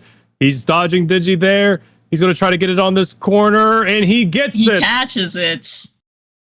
And there it is. And 2-0 for the side of Frank and the Air Nation. Only fitting for the trial of air to be finished off by someone in the Air Nation. Frank definitely pulling off. I don't want to say an upset, for sure. We've all known the greatness of Franck, but as you saw this list, Bitchy, with names like Rabo, with Neo, with Rishi, with Zenji, definitely, we could have pointed a finger at any of them and said they could win it all. But that is quite a list for Franck to get through, and he defeated all. He played all of them and won. Absolutely. Honestly, I am very, very proud of Franck. Knowing him very well. He's also, some things people don't know is he's been, facing his own challenges off the pitch. And he has done very well in, maintaining his composure, still getting on the game, getting those practices in, and really testing out different techniques, finding what works best for him. And I think using that technique, all of that knowledge and things that he's been working to refine over this past season, I think really helped him in going into these last matches. Absolutely. And correction, Franck, I don't believe Franck and Neo did meet. I do believe those two did not have any games against each other. But still, nonetheless, congratulations to all the Seekers once again. Rishi for joining, Rabo for joining, Denji, Disc Jockey, Neo, Time Twister, Dark Shadow Fox, and of course our ultimate winner in Franck. That was quite the showcase from all of you. Some really fun matches where y'all were just aggressive. Some really fun masterclasses in positioning and a little bit of chess games that we saw in between all of it. Here, as we update the look of the points, we have the Air Nation Open. Looks like they're being slowly updated. So right before I get into that, we will be back in 1 hour. So 2 p.m. EST chat, 1 p.m. CT, or that would be like 11 a.m. for Californians. About 1 hour, and Mitchie and I will be back for the Trial of Fires. To update the scores, we have the Air Nation at 6,350, Fire Nation at 6,200, Water Nation at 5,075. Oops, sorry, Air Nation at 6,775, and Earth Nation at 4,750. Water Nation making a huge comeback here within this race so far. Plenty of time left in the Trial of Fire in 1 hour, chat. Thank you very much. Thank you, Mitchie. I'll see you again in an hour, and we'll get to it. Absolutely. Thank you, everybody, for watching. Thanks for being here. Thank you to everyone who participated, and congratulations, of course, to Franck for pulling that out. I want to say that I've really appreciated seeing all the engagement, everything that we've gotten on the Twitch stream today, and even seeing people doing their own, making posts, really getting the engagement going with this event. So let's keep it going into the next event coming up in about an hour.